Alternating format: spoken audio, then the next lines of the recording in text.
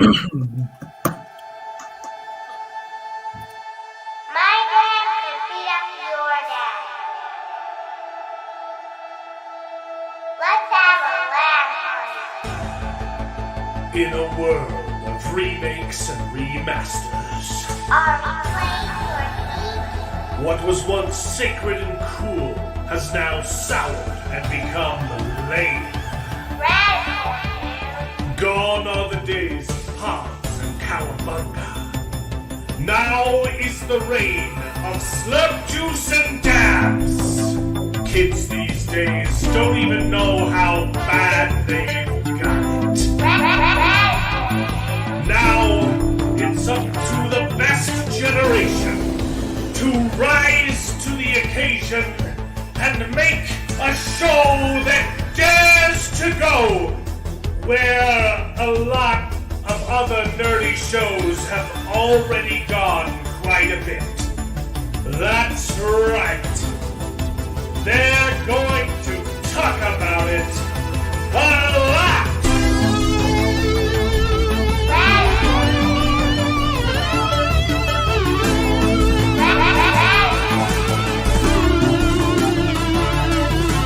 My dad could beat up your dad.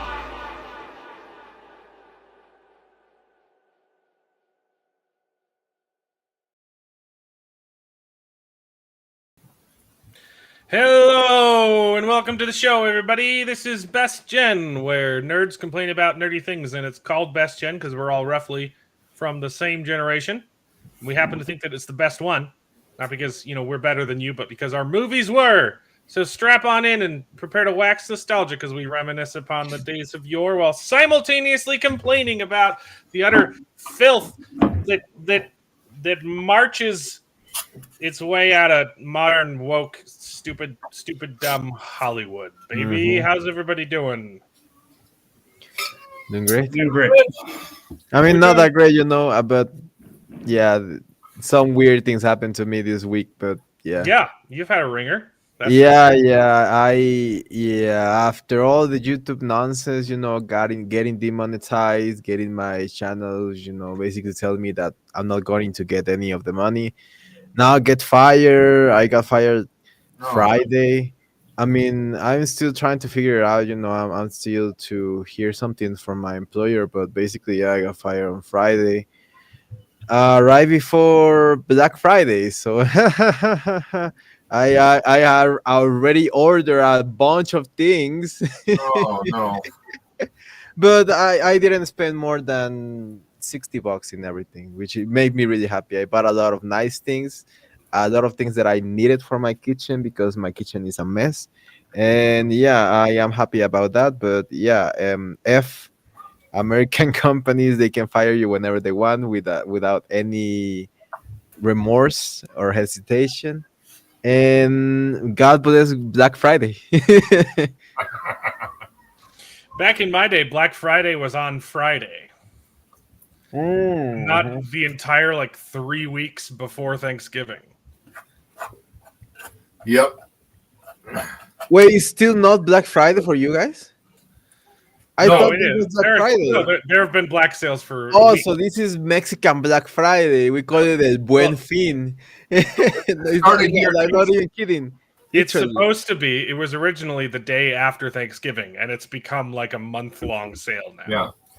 Yeah, but because in Mexico we try to copy Black Friday, and we call it El Buen Fin, the good weekend, in Mexican. And yeah, it's basically Mexican Black Friday. The offers, the sales are way worse. It doesn't make any sense, and most of the companies just lower their prices. I mean, they increase their prices right before the holidays, so Right, they and can discount just them. lower them exactly.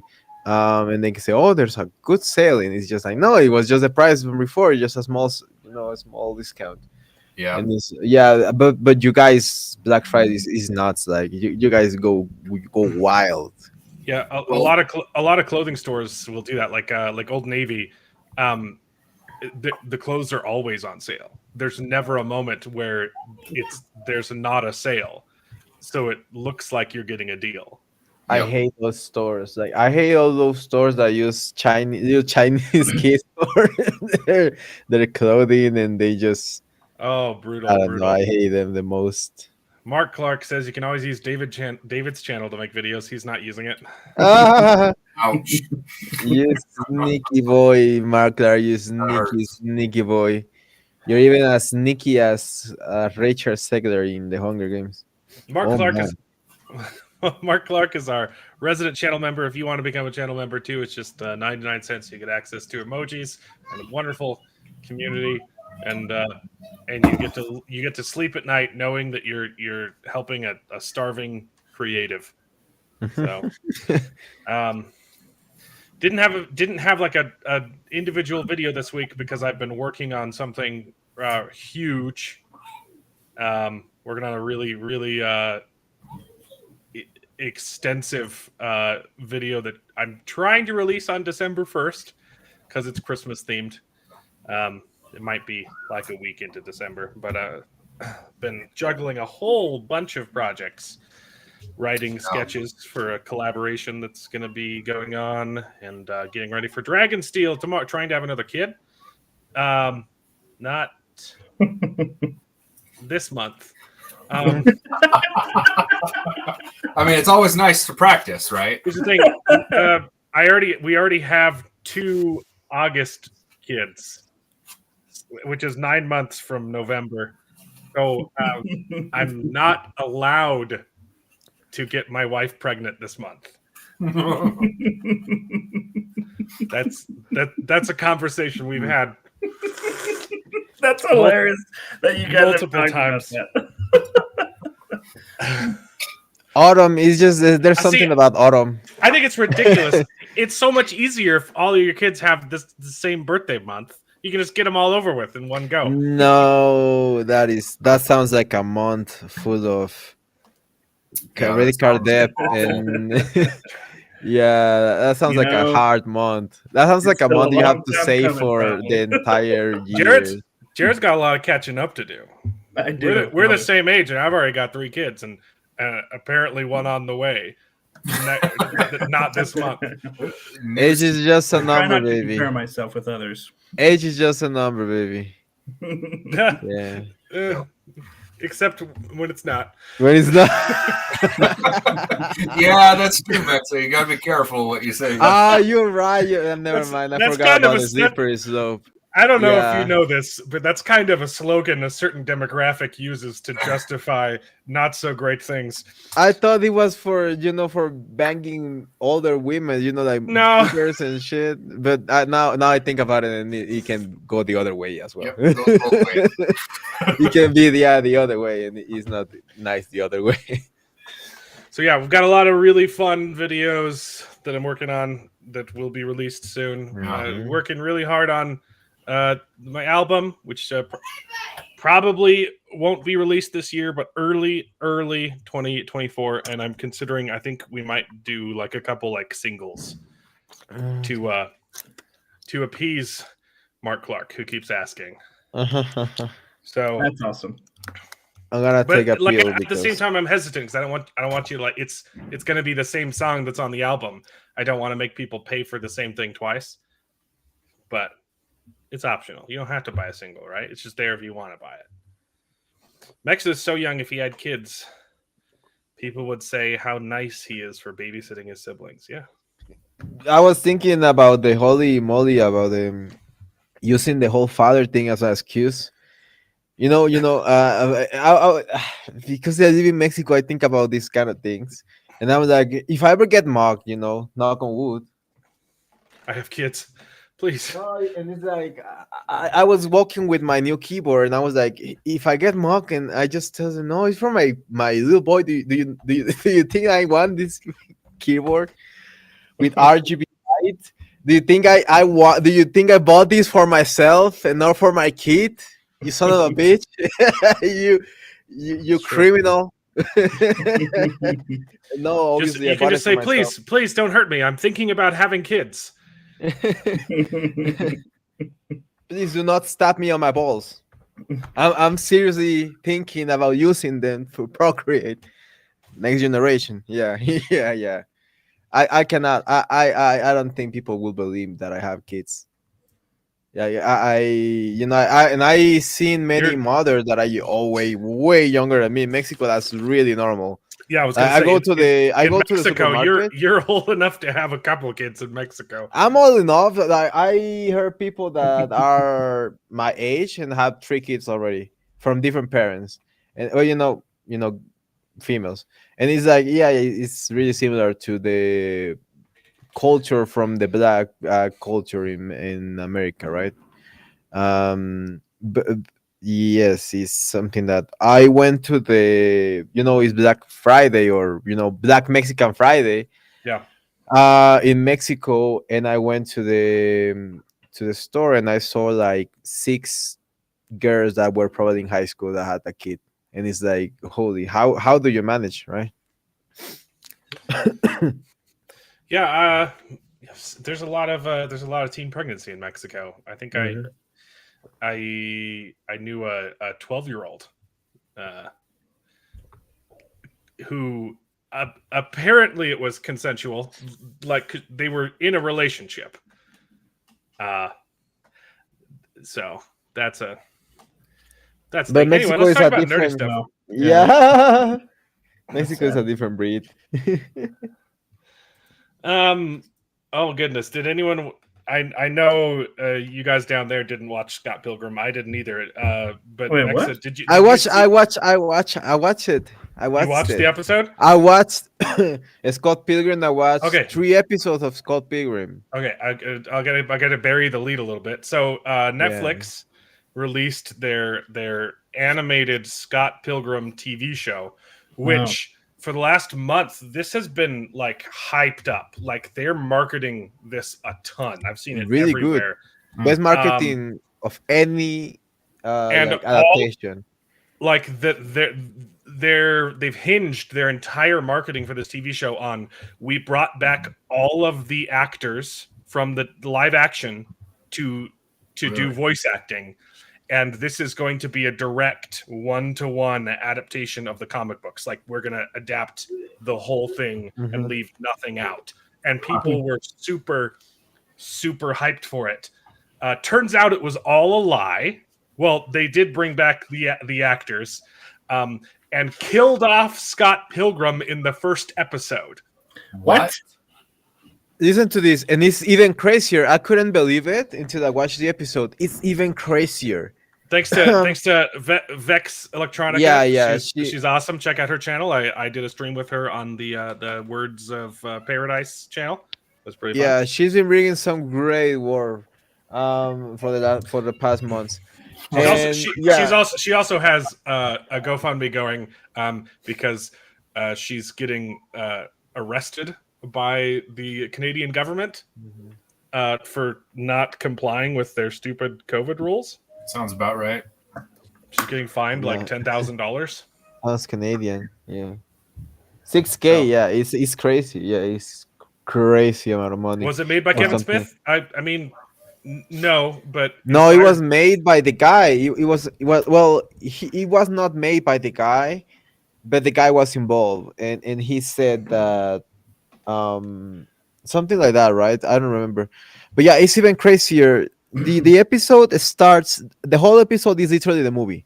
The first episode, the entire first episode is literally just the movie in worse animation. Yeah. Animation is really good, but it is inconsistent at well, best. they had to do it that way so they could use clips from episode 1 in the promotional material, because that's all they used. It was just episode, because it's faithful, guys. It's Yes. faithful. Everything you see in the promotional is not from anything else. Not episode 1. any single past episode 1. And you know how it ends? The episode 1 ends when they are like in the first concert from Sex Bomb, and they are and Patel comes kicking and instead of the vegan him, guy, right? yeah, exactly, the Indian guy. And instead of first of all, the fight is lackluster. It's just one punch, literally just one punch man. the thing that you see in the screen is the best part of the which is something that happened in the movie. It happened better in the show. I give it to them. The fights are better in the show, but that is not that much to say because the fights were always bad in these movies because the choreographies have been bad for years. But The movie's great. and the movie is great. And then Patel, and spoiler alert for everyone that hasn't, I don't watch it. It's trash. Patel kills Scott Pilgrim in the first hit that he gives him after the entire first movie is completely, reimagined. They give us that bullshit, and it's like now he's dead. Literally, he's dead. Yep. He The turns show- into coins. They give him a funeral. They made him a funeral, and it's one of the most annoying things. I was so freaking angry because I love this movie. I love this character overall. I was in love with this character. I saw this movie 20 times, even more. Yeah, the movie's fantastic, and the only reason people had issue with it is because it was made like a little bit too soon. It was made while the comics were still being written, so they didn't know how the comics were going to end. So they actually found a couple different endings to the movie, and just went with, okay, I think this one's the closest to what we're gonna get. And Jacob Ironside, thanks for the movie would have Jacob, the movie would have been the best way to end it, because if this is the way that they really ended the comics, which makes no sense, is literally they think that they rewrote most of the basic structure of the comics just to appease, modern audiences. That's ridiculous. I can't believe they called it Scott Pilgrim.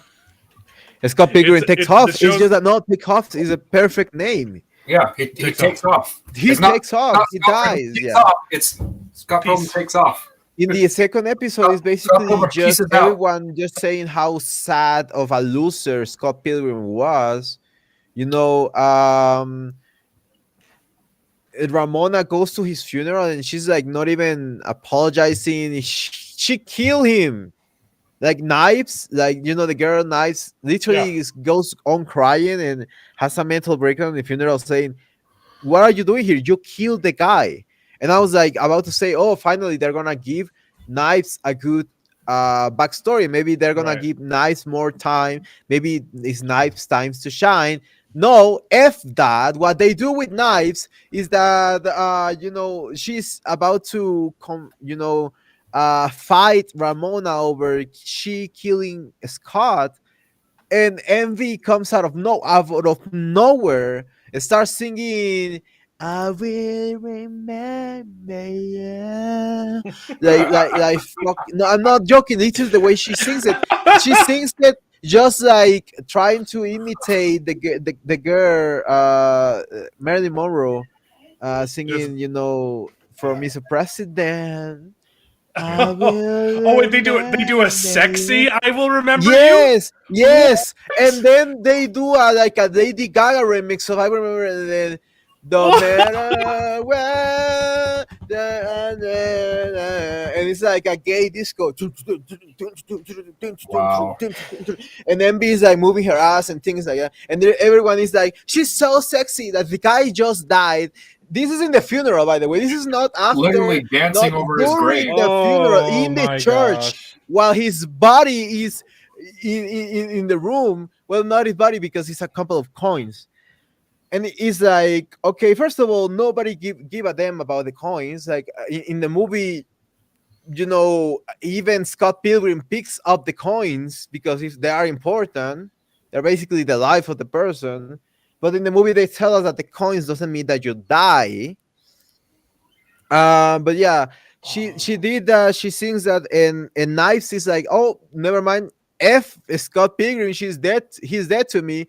Envy sing a song from my favorite, and they don't introduce in a clever way. This is the second episode, because the second episode is even more egregious and annoying. They had the funeral. Everyone says that Scott is a loser. Everyone says that he deserved it, that and things like that. and Ramona is the only one like, oh no, no, like because she's a powerful female lead actress, she obviously knows what's going on. They don't explain any of the world building at all. They don't say the things that they don't say in the movie, and you're like, oh, you're supposed to, like, the magical moments in the movie where Ramona uses the doors to move around. Apparently it's something that she can do, and it's like her superpower in the real world. It's something that other humans know and other humans do apparently too, which is stupid. Like, it's like cruising people's dreams. So that's the reason why she is in Scott Pilgrim's dreams, not because Scott Pilgrim and her relationship is special. No, she just can navigate everyone's dreams, and she uses the navigation to navigate dreams to be able to deliver faster Netflix videos, because the entire show is about how Netflix was putting blockbusters out of business in the 90s, saying that because of the delivery, because of the fast delivery. And they were like, oh, how are you doing such a fast delivery? Did you put in everyone out of business with the Netflix fast delivery? And he's like, I'm doing using the networks in the dreams, but they don't care to Oh, to gosh. explain it. And then apparently, um remember the the best villain ever in like a lot of movies, the guy, what was the name of the guy, the villain of Scott Pilgrim, the main villain? Um, Well, never mind him. He was played it's by a great actor in the yeah, Gideon. Gideon. um Remember that? No, he's dead. He dies in the second episode as well. He fights Patel, and Patel beats him. And the powers of the guy are nothing like in the movie. In the movie, he's the most powerful mother lover. He has a samurai blade that is in flames, with flames of death in the movie. And in the show, he moves around and he floats with harnesses. Like he's like an Yeah, inside joke, because there's like a constant breaking of the fourth wall. And the joke is that he has these harnesses to be able to fight, because he's trash. But get defeated by Patel, and they get into an agreement, a weird agreement, that stupid plot convenience, that they say, oh, if I beat you, you give me all the money and everything that you have, which is like, okay, I don't care.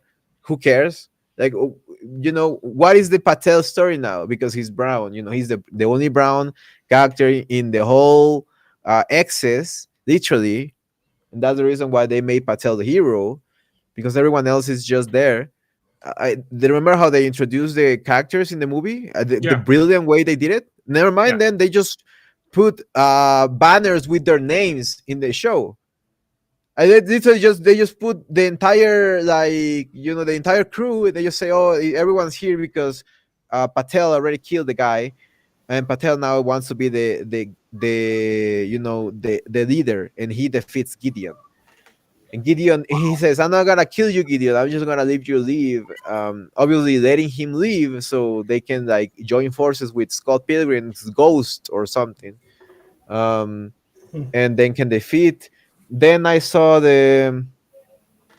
after that, yeah, she discovered that Scott Pilgrim is not dead, that someone that is not introduced that is not a character in the movies, somebody that is not introduced in the comics as well. Somebody like a Deus Ex Machina character that saved Scott Pilgrim at the last second, kidnapped him and pretended that he died. That's the whole thing. But he's not dead. Apparently, he's like in the world. Remember when he died in the movie? That's the world Yeah, where he's in right now. Where she's like skating. Remember, she's skating in that yeah. world. That's like basically her realm, and that's her superpower. So she's like going to rescue him from that world. So it's basically just a Stop. story of how she's gonna rescue him. Um, no, I hate this show. I was so angry. I wanted to smash my screen. Literally, I hadn't feel so angry in a long time, because this movie was really special for me. And the way they did it is just Well, it feels disrespectful. Well, of course it is. They know that if they were upfront about it, no one would watch it. They literally had to lie to people and say, "Look, we're bringing everyone back. It's going to be so good. You're finally going to get the perfect adaptation because we know the ending of the series now." Yeah, but this is literally the definition of bait and switch. I've never seen a show be perfect, so perfectly a cartoon of the term bait and switch. But this is the Wheel of perfect Prime. definition of what a bait and switch is. I don't know if they Yep. wheel of prime it. It's more like rings of power for me. For me, it's Well, literally more like rings of power because of the bait and switch from Galadriel and Sauron. Well, it's exactly what they did, what Netflix did with Masters of the Universe. Oh, It's crazy that Masters of the Universe was Kevin Smith, and they killed off He-Man in the first episode, and then the show was about the female sidekick. She-Ra, yeah, It's She-Ra. the exact same thing. Well, She-Ra's a different, but Oh, that's like a spin-off. I don't know. I don't really care about Masters of the Universe, so I wasn't involved, but I know that people were furious about it. But it's crazy that they they had it so easy. The first episode was perfect. I love the first episode until the point that he gets killed. It's perfect. Watch it. Mhm.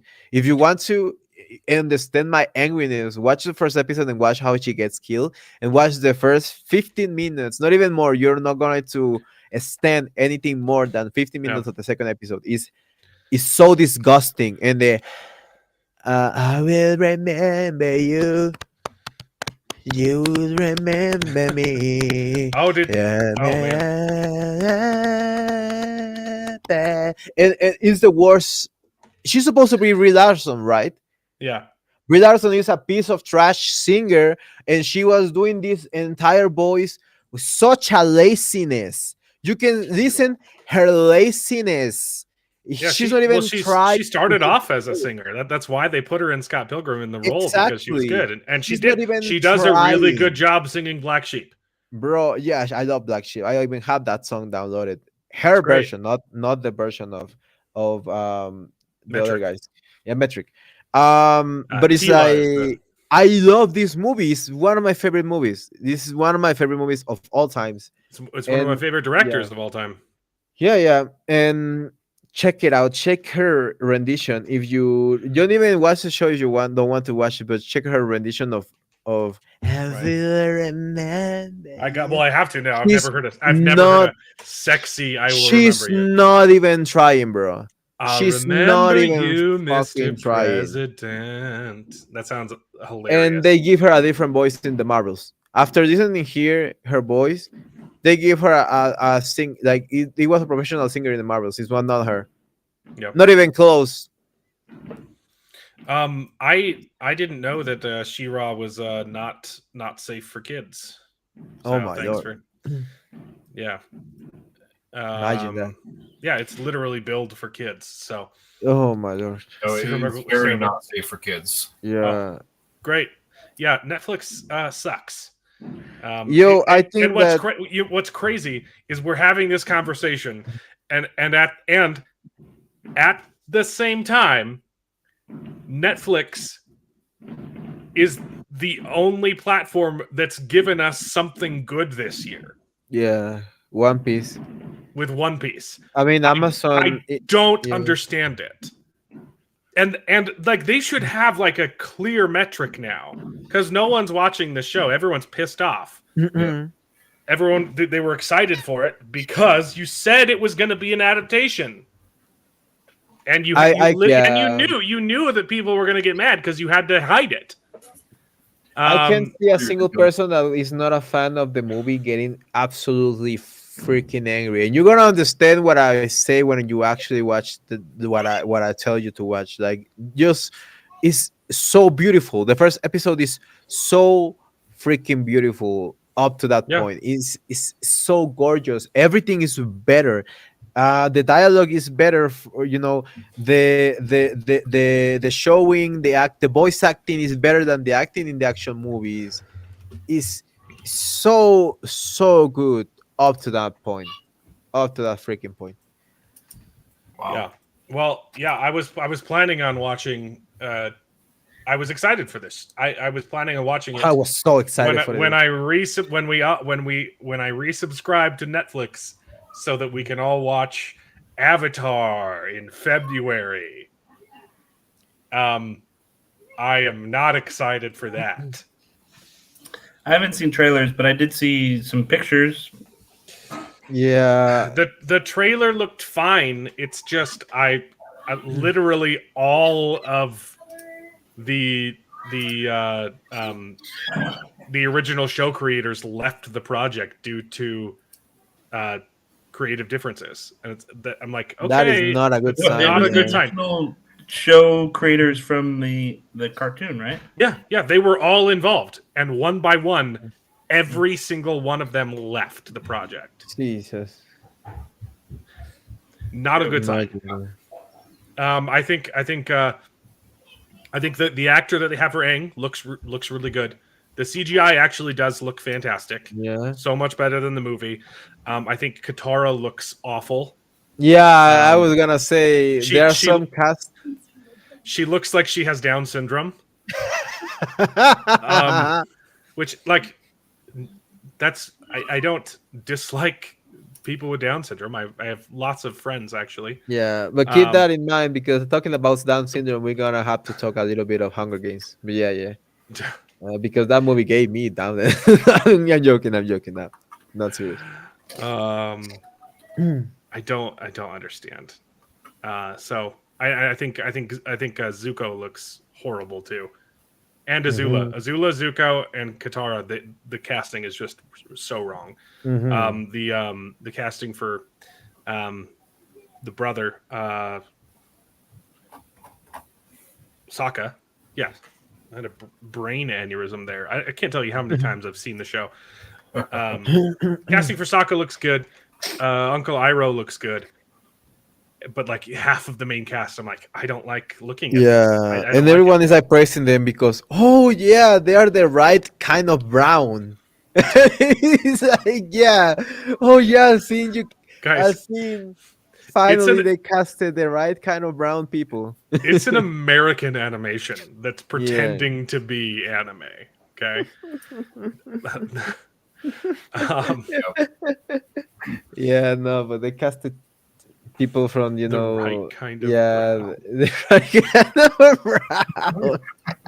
That sounds like an album name, you know? Like, Right kind of, like a That- blues that- album, right? well, that's our first. That's the name of our first like collaboration album. The the right kind of brown. brown, white and brown, brown and white. What if the people that that left were the woke people? Yeah, but Doubt it. I don't know. It was the creators of the TV show. They created something awesome. Now, granted, half of those people did go on to make The Legend of Korra, and it got a little woke. Not everyone was involved with that one. But compare the wokeness in the end of Korra to Yeah. today's wokeness, is like okay, the end of Korra is like not that on the nose. It's just like girl boss. It's To the- manageable. It's still is- enjoyable. It's girl boss galore, but it's like okay, she's the avatar, so yeah, she can be a girl Yeah, boss. it's fine. Well, we shall see. Yeah, but hey, do you guys like watch or had any like wanted to watch Yu Yu Yakuso?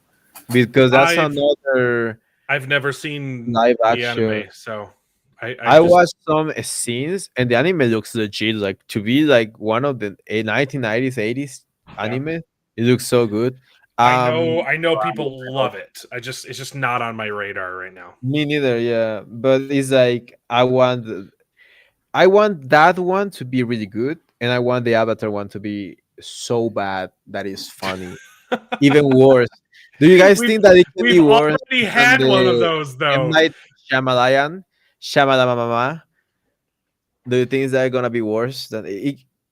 It could be worse. I don't know. It I could don't. be because in the past so bad. they only had bad scripts. They didn't have the woke stuff. Mhm. So the bad scripts were just bad because of bad writing and nepotism and things like that, or yes men's. But Shyamalan would never do something like that nowadays with all of the criticism that you can get after you release a movie. Um, Specifically him, because he is such a laughing stock nowadays because of how many god awful movies he has in his arsenal. It's He's a had a shame. lot of flops, and simultaneously it has some of my favorite movies of all time. Yeah. Yeah, but Like, most of those are earlier ones. I mean, I love Avatar: The Last Airbender. I don't know about you, but that is one of my favorite movies of all time. Yeah, the Avatar: The Last is one of It's so the bad. best comedies ever. It's funny. It's very funny. Yeah, Yep. I the just ground is an extension of who you are. the best part about the movie is when you get to the water tribe and the princess, her hair is in the shape of a giant penis. I don't remember that. Yes, her hair, it's a phallus. It's I literally mean, a phallus. yeah, I've only seen it the one time in the theater and never saw it again. because in the show it was like the little two balls, the little two balls that she had in the Uh-huh.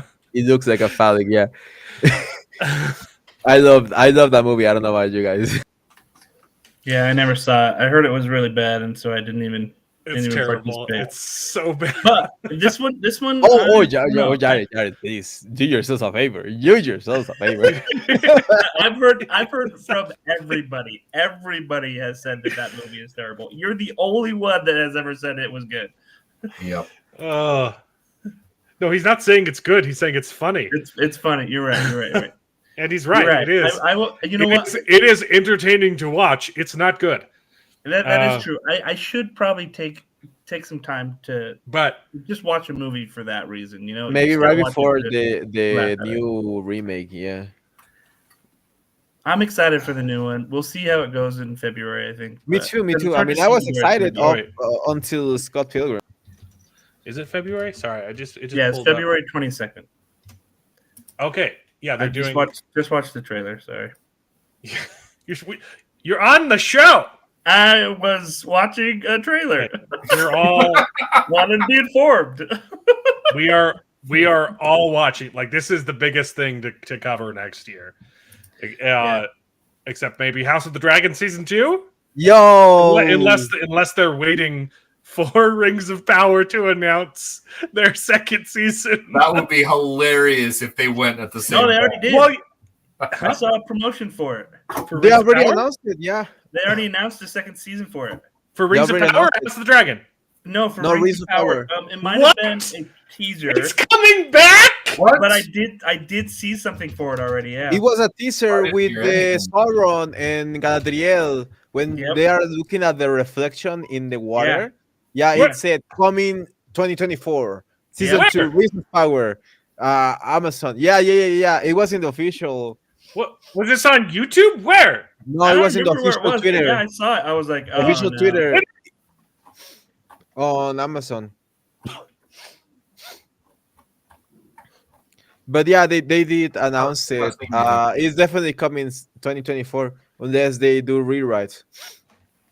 I'm literally scouring the internet and I don't see any of this. Yeah. That is weird because I literally saw it like it's literally what I told you, that it's like the Sauron and Galadriel reflection that you see in the final episode. And it's like it's not a teaser, it's not like a trailer, it's not anything, it's just a poster, a gift animation poster that Yeah. said coming soon 2024. Yeah, I think it might have been on like Instagram or something like that. Yeah, I saw it on Twitter. It's basically they See copy anywhere. the reels from Instagram. Yeah, I'm See just it seeing anywhere. fake fan trailers. I'm not seeing anything official. Please be 2024. Please. I I'm can't. glad I'm not the only one that saw that though. Shoot. No, Well, two I people definitely saw saw it. Anyway, it's going to be a big year. So February, strap on in. Two Oh, months. hold on. 3 months from now. You found it? No, it my well, way if you I find it. saw the picture. I found the picture that they used. Uh, I don't know. I think this is fake. I don't see anything. I've seen I think couple you guys fell. fake- I think you fake guys fell for trailers fake saying news. that the release date has been revealed, but it doesn't tell anything. I don't think. No, anyone- no. Release date was not revealed. It was just a teaser saying that it was coming out in 2024. The release year. Yeah, I'm not seeing. just any. like they were doing the teasers for I mean, it makes the sense. movies. When makes they say sense. It took them 2 autumn, years. it says fall 2024. Did it take them 2.5 years to do Wheel of Time, or was it just 2? 2 years now, just 2. Because Wheel of Time, No, it was 1 year, brother. huh? It was 1 year. Last year, it was when we okay. started. I started YouTube last year. It was same year. It was Rings of Power, House of the Dragon, and Wheel of Time. Yes. Last year. But I'm saying between seasons 1 and 2, it was 2 years. I think it was over 2 years For Wheel of Time, for Wheel of Time. it was just 1 year. Yeah. Yeah, no, it was. No. It was November of a year and a half ago, I think.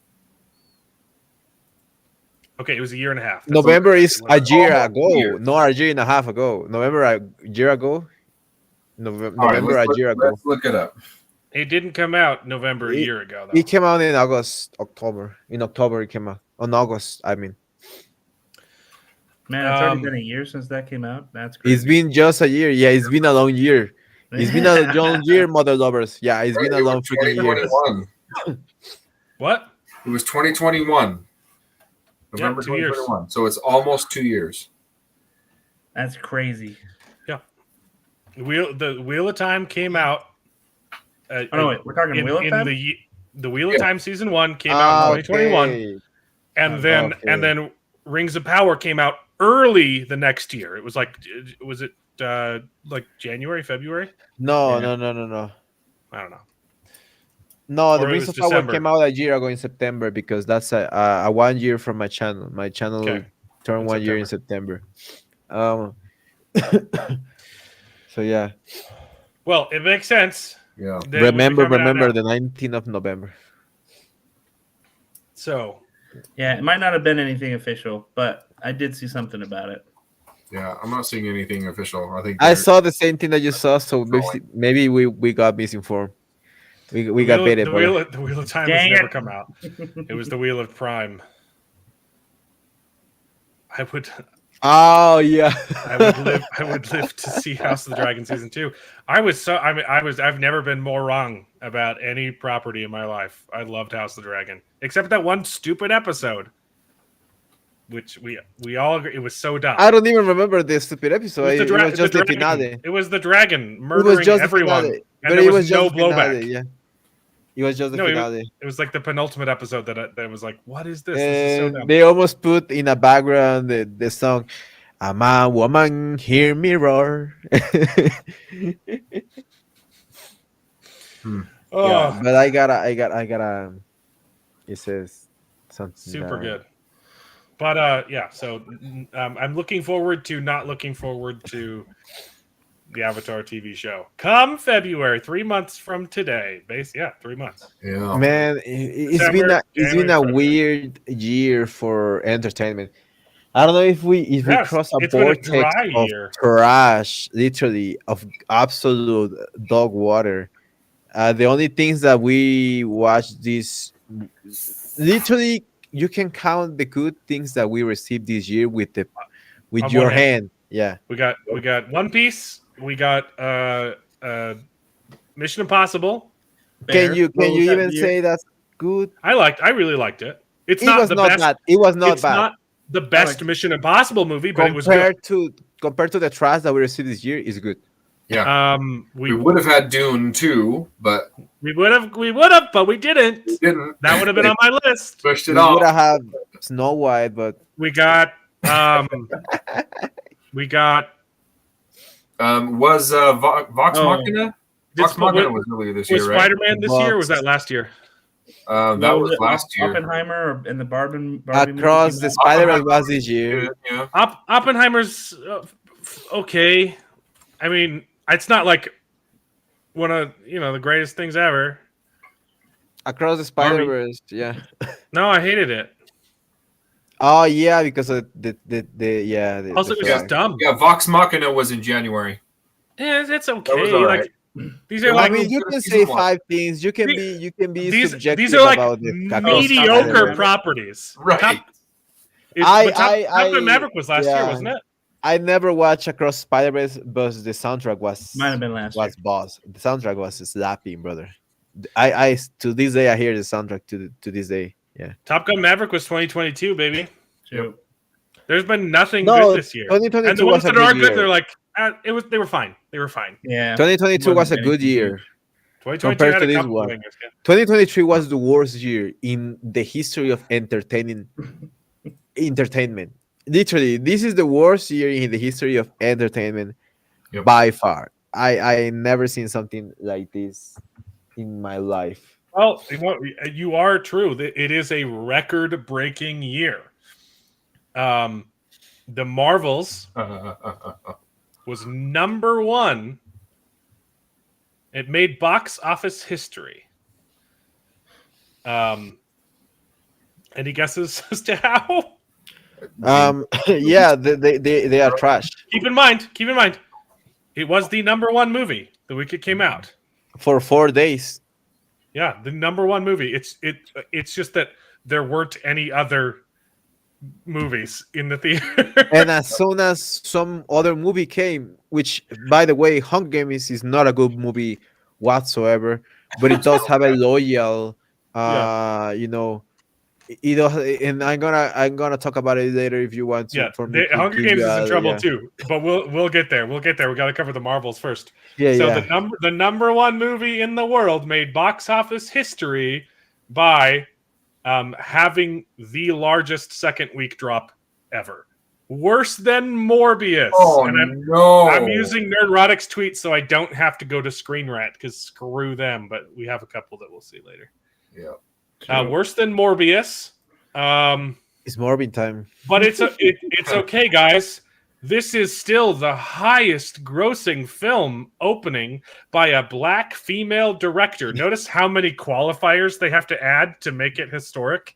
Yeah. But This is I don't not even know the if win. that's This is true. not the win that you think it is. This is a lose. They didn't even. This is a loss. They didn't even say that when Woman King came out. Remember that? The Woman King has a black director, and that had a pretty bad box office, but it was not a big budgeted movie. If you compare it to the Hunger Games is a complete victory. It's a W. Is Monarch a TV show? That's the Godzilla spinoff? No, that's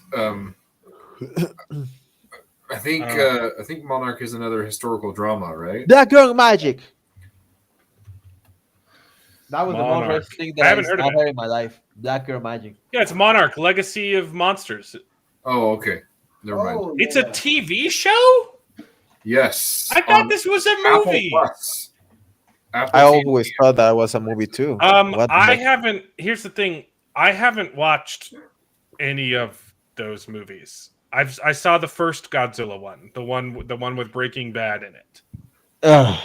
Yeah, that I haven't. I literally haven't seen any of. I didn't see the sequel. same I didn't see here. the. I guess technically the first Godzilla movie or not Godzilla, Kong is Skull Island still is the Kong in Kong versus Godzilla the same Kong from Skull Island? I know it was Yes, originally I think supposed so. to be. Okay, Yeah. then I've seen two. Then I've seen 2 movies. Skull Island is actually pretty good, despite having Brie Larson in it. I like Legacy that of one, too. Monsters. I like Yeah, that. as was the first Godzilla. It was fine. A little bit silly at the end, but it's a big giant lizard, so But Yeah, have I you did- seen I the, did the not- I Japanese really- Godzillas? The animated Japanese Godzillas? I liked Kong Skull Shin Island. Godzilla. I really disliked the Godzilla movie, so I just didn't watch any of the other ones. I know people loved the Godzilla versus Kong, and I don't care. Yep. No, they're trash. They are trash movies. Don't watch those movies. Watch the anime. There are three animated movies that came out is about Godzilla, and they But are the smartest pieces of cinema that you're ever gonna watch. It's such a beauty. yeah, I've heard good things. The Godzilla Zero and No, Zero is in the. Ah, yeah, Zero, Godzilla that's, Zero. Yeah, that's what's Shin coming out. Godzilla. Yeah, Shin Godzilla and Godzilla Zero is the new one, Zero right? exactly. Yeah, yeah, Yeah. they are absolutely beautiful. I have not seen them yet. Yeah, absolutely gorgeous. You don't have to watch the movies to watch the series. They're all connected, but it's not like you have to. Yeah, okay. Yeah. I don't know. I mean, I watch kind of them figured. I because just I've they're never never really got around good. to watching the other ones because the first Godzilla was fine. It just wasn't great.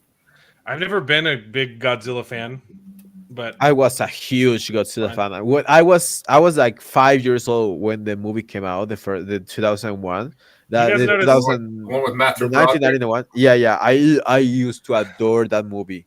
I Do you watched that guys? movie Do you hundreds of guys? times. Do you guys notice how easy it is to get distracted off topic when we have to talk about the Marvels? We've been I talking mean, about nothing happened in Godzilla the for Marvels. 10 Yeah. minutes. Okay, but Yep. can you imagine trying to make this spin?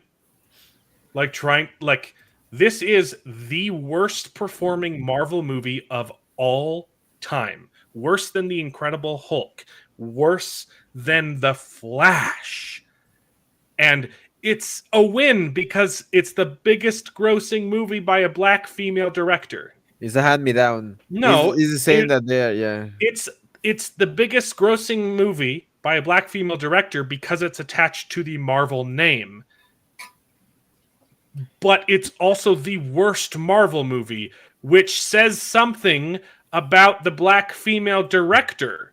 Like this is not the connection you want to be making. No, and I truly believe that this is born in racism. That this guy is a probably white person that is a pretty racist person that belittles black people and thinks that black people are inferior to his race, and that's the reason why he believes that the fact that even though that this is the worst failure ever for any other white person, that this is okay because he's a black person. So he's one of those chiefs hand me downs and will truly awaken people of color and people that have seen the truth about these disgusting human beings from the left, that they don't care about you, they don't care about your color of skin. No, I'm sorry, they don't care about your culture, they only care about the color of your skin, and they will treat you like an animal at the end of the day. Yeah. I gotta say though, I love this poster because if you squint, it looks like Brie Larson has tiny legs.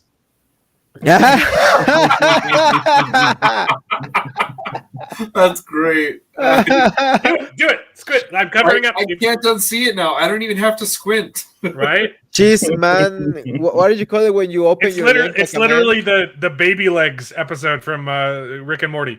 Yeah, but the you remember cop. when a man does the open legs, Man spreading. man spreading. Yeah, she's man spreading. Yep. It's Oh wow. That's funny. the biggest. It was a 79% drop from Friday Oh to my Saturday. god.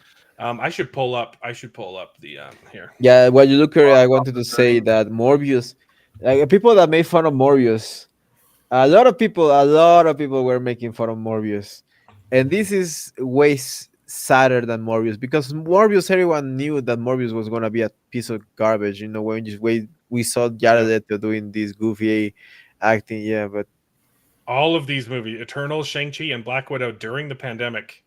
Black Widow with a simultaneous release on streaming and theaters made more money than this movie. If you go to the box office, which is wild. it made the what was it 40,000 the first week, and now it's Oh my goodness, that's so It bad. made 41 because it was supposed to make 47, but they readjusted it after they actually got the numbers, and it was like, no, It it's went down, 41. yes, it went down at Yeah. the after, because the first That's week, why. Yeah, it's that's why it's speculation, more. right? It It was hasn't adjusted even made down. a third of its budget. That's Look at why the Hunger production Games budget. already made more because Hunger Games already made 44. Dude, do you realize the production, but the reported Right. reported production budget for the Flash was 200. That's The reported budget for the Marvels is more Oh, than the reported budget for the Flash, and you Yeah. know that both of them did several different reshoots. This is Yep. not even close Yeah, to the budget. yeah, and this was 1 year before the reshoots and before the marketing. So you already know that these movies are at least 500. These Uh, movies are at least 500. so bad. And yes, they got a 70 million The- tax deduction from and- the UK government, but they still expended $200, 200 million just before in just pre-production and production, not post. Right. And you know that they're spending tons of money marketing. Like I haven't seen this many ads since they tried to market the Little Mermaid for the Yeah. Marvels. Even And more they're- than the and Little they're Mermaid. paying- and they're paying outlets, to say it's a record-breaking movie. It was number one. Was number one. This had more global marketing than the Quantum Mania, Yeah. than the Little Mermaid, Elemental, anything that even indie. I'm calling it right now. I do not think that this movie will cross $100,000 domestically. There's no way. Million, Yeah. No. This you're is probably right. 100 million. Oh, it's that's also- a gap. That is a big gap. it. So after week one, this was the projection, and it can't even make that. It's failing faster than they thought it would fail. Yeah, 100,000 million. Yeah, 100 million. Yep. See, There's no way. It's tapering off way too fast. 1,100 right there. Right, it's already there worldwide, but it's insane. Look at that. Boom. So if you look at the drop, Oh my gosh. almost 80%. Holy moly, guacamole! And this is not Look. not taking in consideration still the rest of the weekend, because I bet that is going to get worse. Imagine opening your theater up on Thursday. Oh my lord! Imagine opening your theater up on Thursday to show a Marvel movie and making $300. Per theater, Yes, that is Ouch. and that's generous. one theater made $300 showing this movie. That's when you stop showing a movie. Yeah. No, cost- 4,030 theaters made $300 in that day. Yeah, that's In a that's Thursday, yeah, yeah. exactly. So that's this number divided by this number. yeah. Oh Like, yeah, it I costs understand more now. to pay to open the theater than to pay your employees for the day, and to Yep. they are not making money. The movies aren't making money, and They only get half this number too. The theaters, Yeah, that's and 150. That's the funnest 150. part is that they're killing their own industry. Like They- literally, You open up on a Thursday and you make $150. and trust me, the Saturday, the Friday is not even good either. Like 800 buckaroos, like that's still pretty sad. That's Friday. That's for a Friday. That's- Like that's- that's Friday that- was 5,000, and That's a this Friday 6. is 800. Imagine that. Yeah, that's not an 8, Max. Hey. That's a 6. Next Oh, up, that's a 6. That's That's a a 6. That's, That's That's a a 6. 6. $700 approximately. That's 10%. Well, a little bit more yeah. than 10%. But it's like, imagine that you made in the Friday that you opened, you made $5,361, and in the next Friday you made 695 average per theater. Yeah. Imagine, how can you even justify the cost? You can't. They're not. They're going to drop the movie. They have to. They have to Yeah. announce it in a week. They're gonna announce it. The Marvels is gonna come to Disney Plus because of popular demand. It's gonna come to Disney Plus in 2 weeks. Well, Waiting yeah, for the holidays. that's only selling like 100 tickets. Yeah. No, a ticket costs over $10 now. Yeah. Why did it You spell think it? Well, that- yeah. So actually, it's probably Autocomplete spelled it wrong. it's probably more like 300. Don't than- tell sorry. me to stop. So Don't I mean, tell this. me to smile. Look at Five Nights at Freddy's. No, 30. 30. They're That's still- that. This Yeah. is after how many weeks? 1, 2, 3, 4, 5 weeks. It's making Almost the same. Yeah. Making the same numbers. Almost the same numbers. But that's And a it's Sunday. gonna get better. That's a It's gonna Sunday. get better next weekend in Thanksgiving weekend. I bet you it's gonna get even better for Five Nights at Freddy's. Because word of mouth, this movie's pretty good. Yeah. So that's a pretty significant drop too, though. Like it's this, Yeah. but that's a bigger number than. Yikes.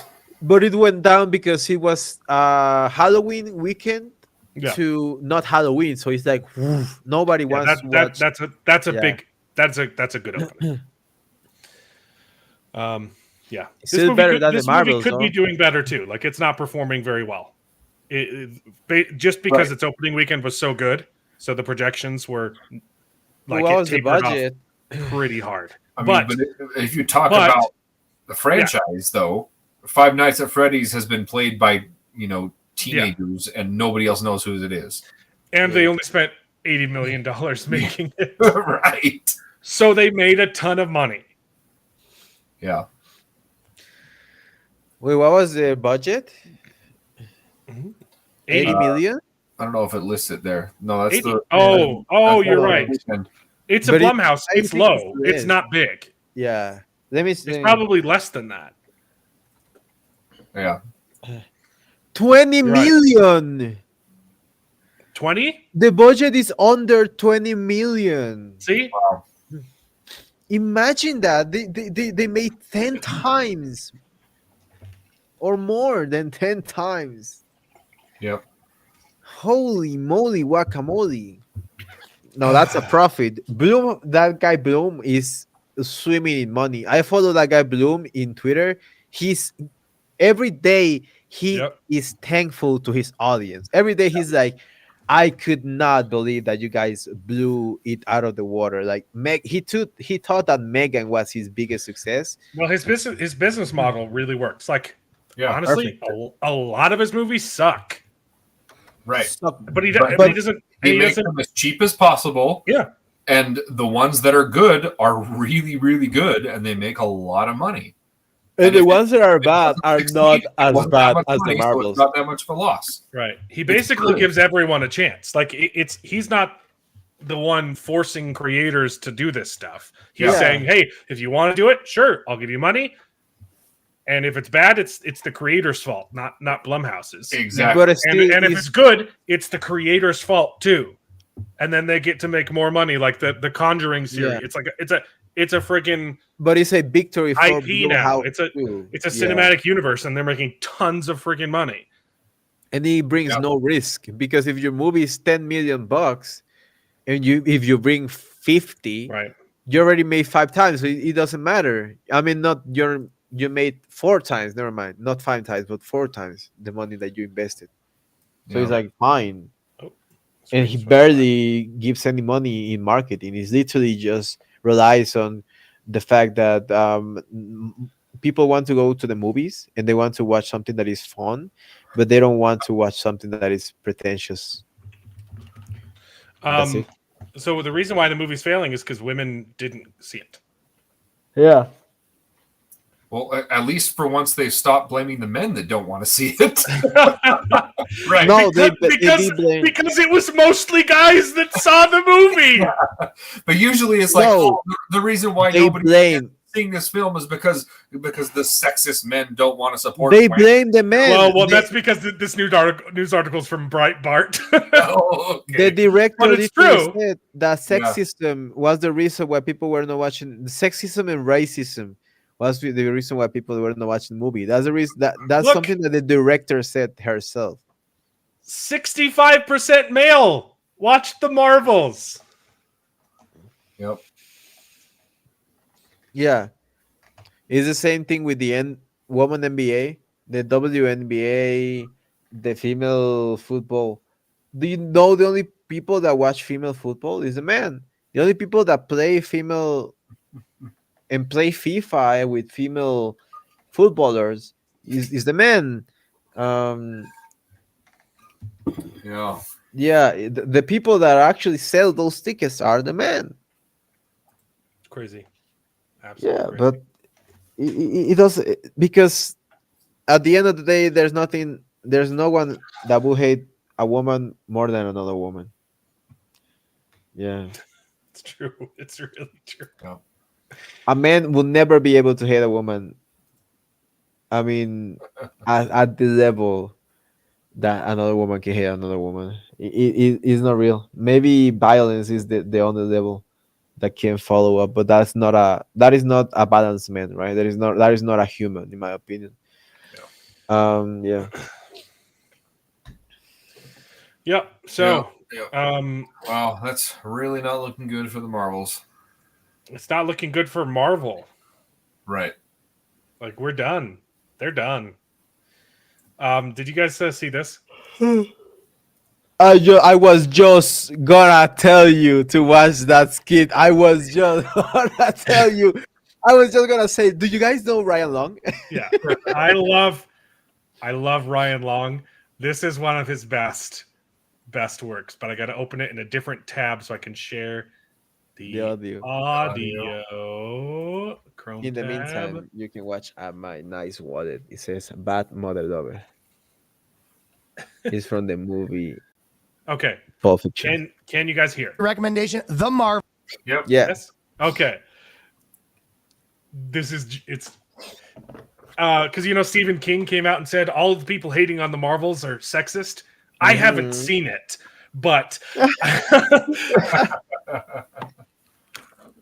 Recommendation: The Marvels by Disney. Yep. Now, this film is just what the doctor ordered. Brilliant film from the all-female cast to the all-female writing team, kicking ass for 2 hours straight. Can't believe you were without me. Well, I didn't see it yet, but it. I can't believe you went without me. Well, I didn't see it. I paused it a couple times, but That's really funny. if you need an introduction to Ryan Long, watch the woke versus racist video. I think that that's video was perfect. what put him on the map. I think for It blew up, and I was Perfect. Yeah. I was watching him before that got Oh, popular. yeah, Thank you of very course. much. is on the to-do list, and I don't need to see it to know that this is what the action movie genre was missing. Just a paradigm-shifting, complete departure from the toxic preferences of the Avengers fan base. It's a cinematic home run. Bingo. And when I saw negative reviews from trolls commenting on the massive budget and the low box office numbers, I said, you can add a couple more to the revenue column because I'm coming to see it twice. I'm sure you loved it twice. I haven't gone yet, but I haven't gone yet.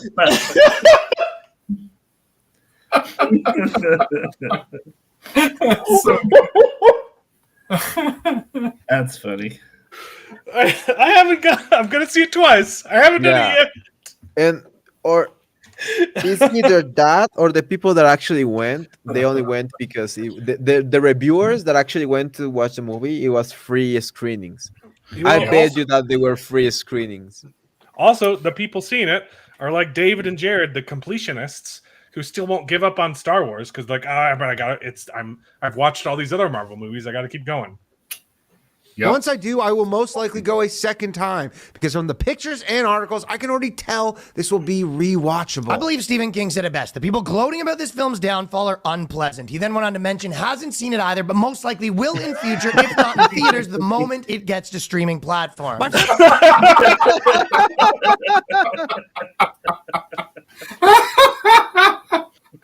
It's too good. The moment it gets to streaming, we'll watch it. Oh The man, moment it already lost money. Wow. I love Ryan Long. Dan's a reviewer for Salon.com. He's on the horn right now with a glowing Best review. thing Disney's done, hands down. Haven't seen it yet, but I already know it's incredible. Oh, the anticipation is killing me. Maybe we could go this week. This week does not work. I got kickball finals. And to be honest, I don't know if men should even be taking up the precious theater space for this blockbuster. Great point. You know, it's time for men to step back and allow women to enjoy the film in peace for the first few months. Yes. Without having.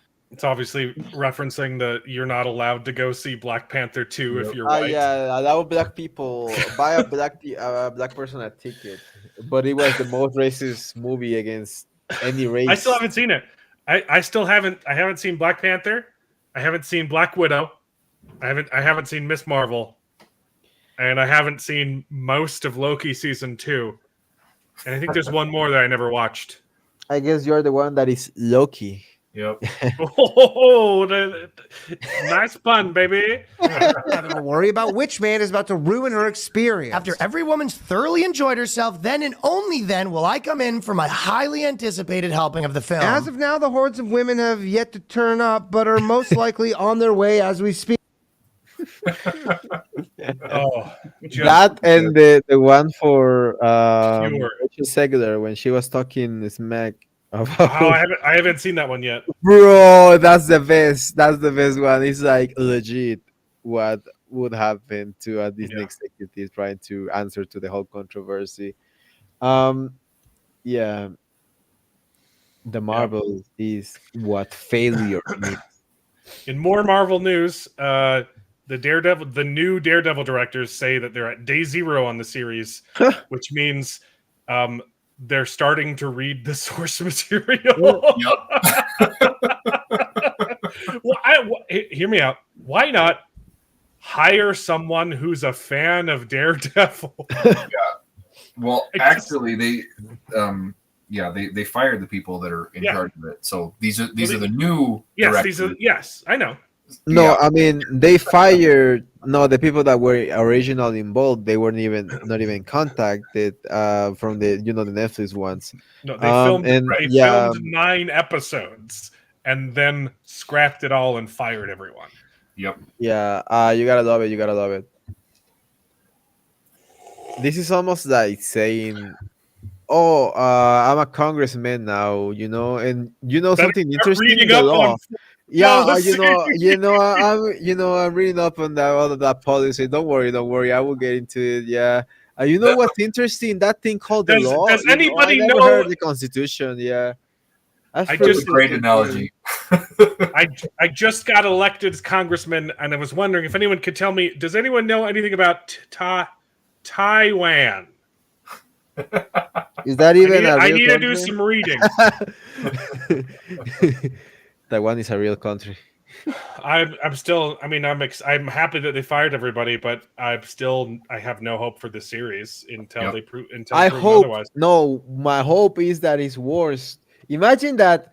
Imagine scrapping it and then making something worse, or not even worse, because we're never gonna watch. They're the only ones that will judge that. But Mark Clark, something that is still bad or even really, really bad, right? Mark Clark spending $5 to tell me he's probably never gonna watch Top Gun Maverick. The best movie in like the last 5 years, and you don't want to see it. It's so good. You probably need to wait for Top Maverick 4 to come out for him to start watching Top Maverick 2. Yeah, he needs to watch the fourth one first, and then to get interested in the saga, to then start with the first one, and then go to the maybe skip the second one because that's a little bit boring, and then maybe start with the third one, and then he understands the fourth one. No, I'm joking, brother. I'm joking, my brother. No, but I understand why he wouldn't. No, I understand why he would not want to watch Top Gun Maverick, because either the illusion is too good and it breaks the illusion of the good movie, and maybe he hears so much hype that it's better for the hype to calm down a little bit, and then he just watches when he has the time. You've been looking at his day planner, apparently. Just Yeah. just wait 20 years. How long did it take? Was it a 20 or 30-year gap between Top Gun? Or was it longer than that? It was a long time. Someone Google it for me. And then multiply that by 4 so we can figure out when Mark Clark is going to watch Top Gun Maverick 4. So yeah, we've mentioned it a couple times already. The Hunger Games is now the #1 movie. 36 years. But its Thursday preview was worse than the Marvels. Ouch. So it's doing worse than the Marvels, but It better started than the off Marvels. started off worse than the Marvels. I think it will perform better. It will. It can. Because the thing, guys, the thing is that when I actually went to buy tickets to this movie, because I watched it 2 times, I wanted to make a review of it, but my doctor told me that I cannot be talking too much, but I love talking, so but I cannot be screaming. He said that I shouldn't be screaming, so because of my throat, is something about my acid reflux. But yeah, I went to watch it, and the theater had actual human beings, actual souls in the seats. Yeah, there were 4 people, 2 couples, and me. I was in the corner, laughing my arse off because this movie. The thing with this movie is that there are generally good things about it. I'm a good fan. I'm a good fan of the Hunger Games. When I was a kid, those come out. I was like 12 when the first movie came out, so I was a kid. I was a big fan of that thing. I was too old. I understand why most people don't like it, but I was right. I enjoyed them. Twilight, Issues with them. Hunger Games, Divergent, all of those things. That was my adolescent years, so I was like all hyped up for teenage dramas, right? The thing with this movie, is like Rachel Zegler plays Rachel Zegler in the movie. Right. Literally. Like, she's an annoying brat, and she is insufferable, but tries to play a likable character. But nobody believes nobody trusts in her, because this is the first friend. Don't watch the movies. Is like whatever. Wait till it comes out in streaming services, because either way, the book is better, and the book is not even good because it's just a rush book that was made to make the movie to make money. Yeah. So yeah, the first scene from Rachel Zegler, she's walking because she got selected as a tribute, and she's like trying to play. Her acting is really really bad and inconsistent, because sometimes it's really good, but her singing is good, but that doesn't mean that much, right? Right. She has a snake in her hand somehow. Like, she has a venomous, poisonous snake. Well, it's in because her it's the ballad of yeah, exactly. I was like, oh, the director is like, oh, like jerking off in the screen. So it's the ballad of snakes, and so she's a songbird that has a snake in her hand. Why? Oh, because she's a songbird because she sings. Yeah, she's a songbird because she sings. Right. And literally, I think they call her the songbird, something like that. It's really really silly, the references. This movie is do you know what is the thing that is called foreshadowing? This movie is foreshadowing every 5 seconds, literally. There's a scene that they show drones. Oh, they're gonna your bet your ass that they're gonna use the drones later. If they show a freaking marker, oh, they're gonna lose the marker later. If they show a rose, oh, they're gonna freaking use a rose later. It's also so problematic ridiculous. though, right? Because they cast a dwarf. They cast him. Like, the movie is is racist and bigoted. Yeah, Peter Dinklage does nothing in the movie. He's just boring there. He's literally just playing a drunk. He's literally just playing his character from Game of Thrones, but worst. Right, but how can they in 2023? How can they cast a dwarf? Because Peter Dinklage is exempt from that. Everybody No, knows he's that. not a dwarf in the No, it's in the real racist, movie. though. He's not a dwarf in the books or in the You're- movies. You're not allowed Like to cast short people anymore. but he's not casted as short people. He's casted But as he's a regular short. person. Is Yeah, his, no. is, but is he's his not character? casted as Wait, no! You're not getting away from this. Is his character in the movie short? not canonically. No. In the movie, is his character short? I mean, yeah, he's not CGI This movie like is to be not a racist. dwarf. Yeah. Racist. You want them to cast Peter Dinklage as a Yes! full height person? Yes, he was casted as a full cast-sized person, but he's portrayed as a dwarf in the movie, even though that they use That's CGI to racist. put dwarf in Snow White.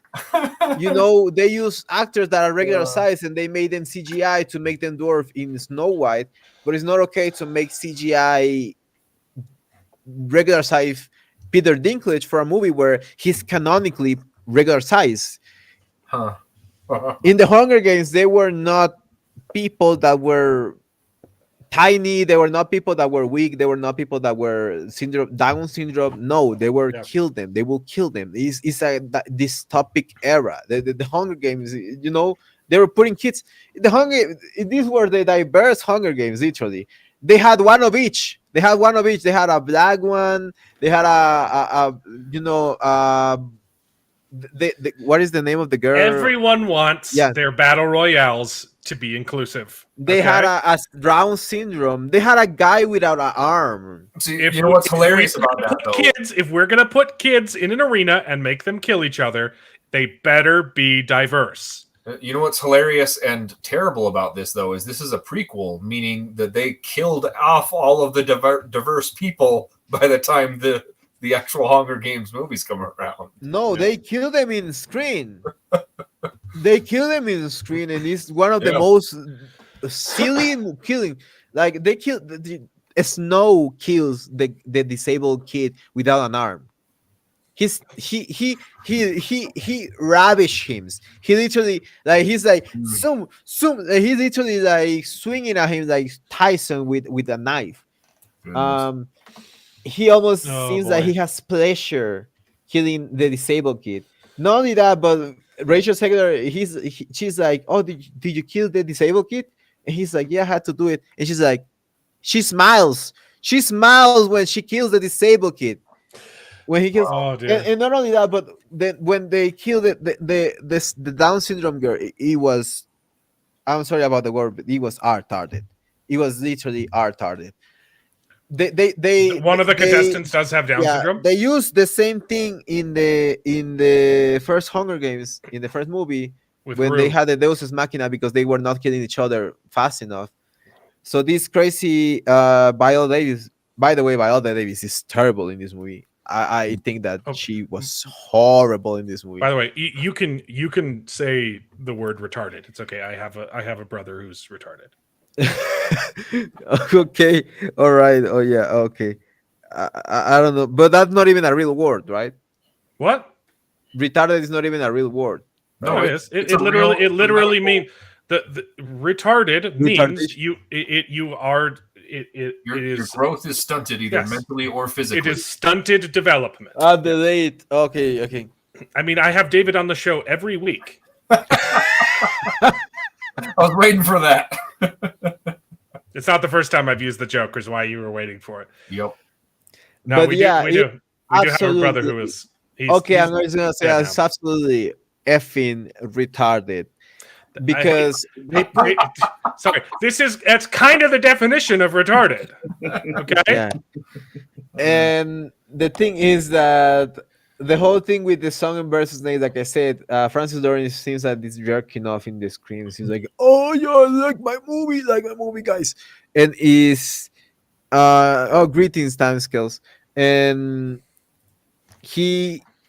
so the snakes, the power of the snakes, and the whole reason why Snow uses poison, and we'll get into that. And it's so silly. The reason why Snape used poison.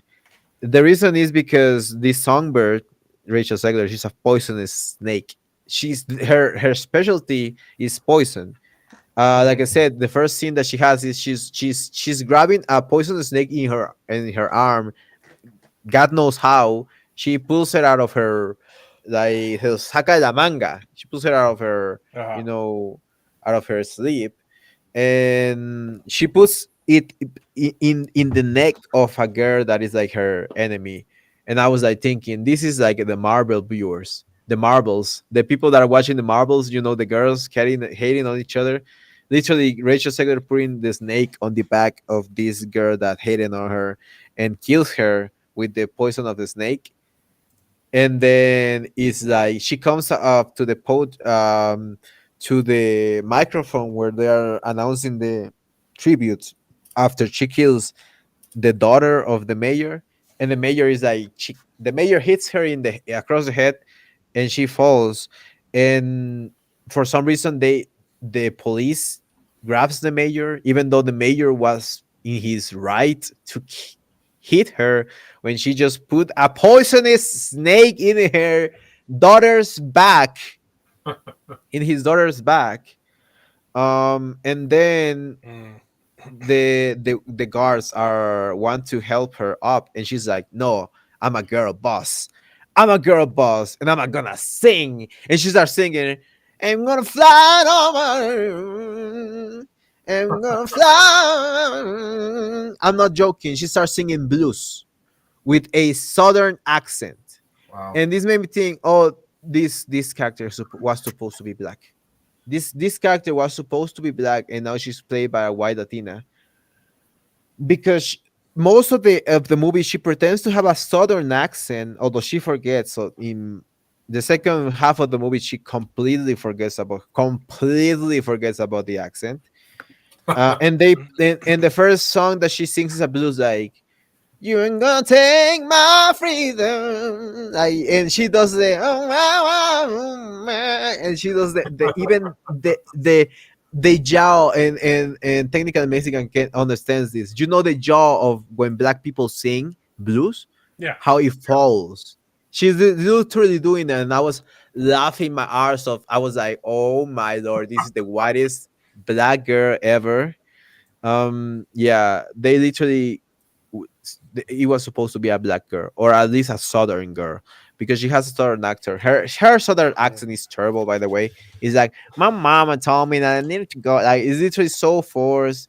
Is not Does natural. she- Like, the southern accent is beautiful. It's one of my favorite accents, and But- when you hear it from a Uh-huh. natural person that speaks it, it's beautiful. Right. Yeah. Is it at least worth it to see her die in the end? She doesn't die. What? I mean, no. I mean, I'm But gonna she's get. in the. I'm but gonna she's get in to the- it. It's so retarded. bro. Okay, It's so okay. retarded. Okay, I'm But gonna she's, get to it. but she's in the Hunger the end- Games, and also Okay, Snow let's is in the Hunger Games. She's in the Hunger Games, and everything that happens in the Hunger Games is just Deus ex machina to save her. Everything. Like, Okay, but why? Because the whole plot of the first Hunger Games movie is you're not allowed to have two people win, but And it's- Snow is in it, and he's no, alive. Snow is not in. Snow is like, no. The plot is like, all of these rich people. Snow is a rich snob. Snow is one of the sons of the one of the Snow is the son of one of the Okay. founders of Panem. And he's not in the games. No, he's one Oh. of the no, and this is the something that I really like, and I hope that they did it in the first movie, but they didn't. The thing about it is that in these games, the mentors are not the finalists from the Hunger Games. Other Hunger Games is students from the university that are studying to become game masters. So they are studying from the creator from the Hunger Games, who is Peter Dinklage. So Peter Dinklage is like this burned man that is always high in a drug that they never show Right. in the first Hunger Games because they didn't exist. The only drug that they show in the first Hunger Games is alcohol, because that's the only drug that will exist if everything goes to trash. Right. Yeah, I Rachel just Zegler assumed, singing in I a southern assumed he accent. was in the Hunger Games because he said he kills No, somebody. No, he tried. It's really weird. Trust me, it's a mess. The Hunger Well- Games is not as a dome. It's not as technologically advanced.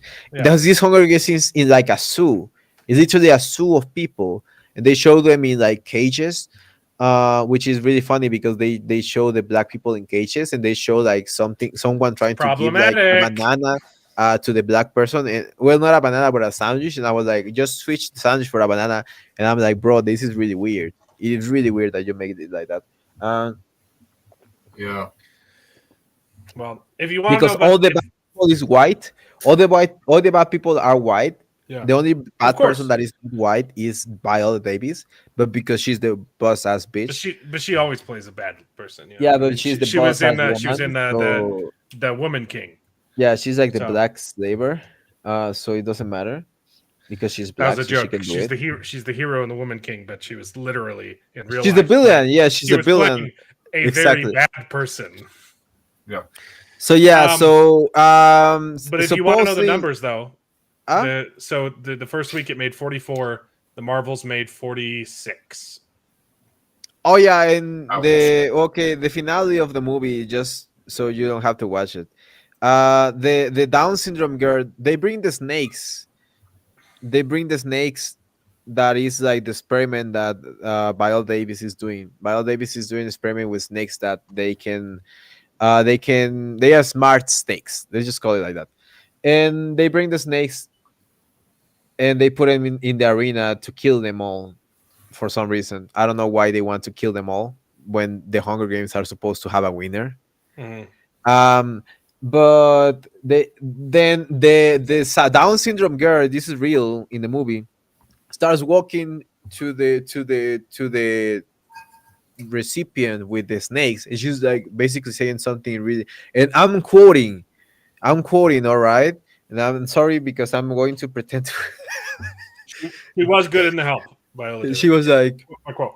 this looks like something I played with like when I was a kid, and then the thing explodes and all the snakes fall in her face, and she's like, oh, and dies. She played with a box of snakes as a kid. Yeah, apparently. That looks like something that out of my childhood. Or something. She saw something stupid and retarded, and she goes walking straight to the case where there's obviously a bunch of snakes. They're like, pretty snakes, pretty snakes. That is during diversity inclusion. Down people are not retarded, you know. Well, they have deficiencies, but Yeah. they are not. They're not gonna walk to a freaking base full of poisonous snakes. Yeah. But they don't even bite her. They just fall on her. They just fall on her, and she falls. And then they fall on. I tutored a couple different kids with Down syndrome. They in know my youth. snakes. And they see a snake. They know that's dangerous, right? Yeah. And okay, do. so They- everyone dies. They except- they are very intelligent people. Yes. And they are really happy too. Yeah. The finale is so stupid. Listen to this. Do you know how she doesn't get killed by the snakes? Because the snakes are flooding the arena.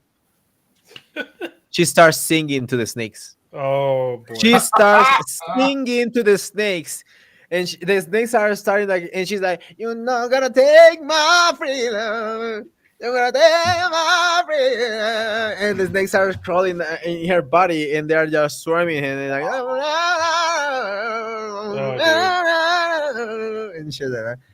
And apparently, foreshadowing, moments ago, because these snakes, when they get used to your scent, they don't kill you.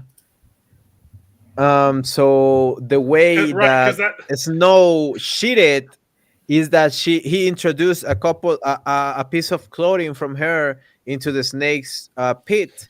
Is Snow just in love with her? Is that why? Yeah, he's so stupid. We're gonna get to it. Don't worry, because this is not the end of the movie. By the way, this is in the first 30 minutes of the movie. She wins the Hunger Games in the first 30 minutes? The Hunger Games is just the first 30 minutes of the movie, and it's the best part of the movie. But they don't go further with it. Huh. So yeah, and she wins the Hunger Games because Wait. she's Snakes? singing to the fucking snakes. Yeah, Snakes So don't she- smell with their noses.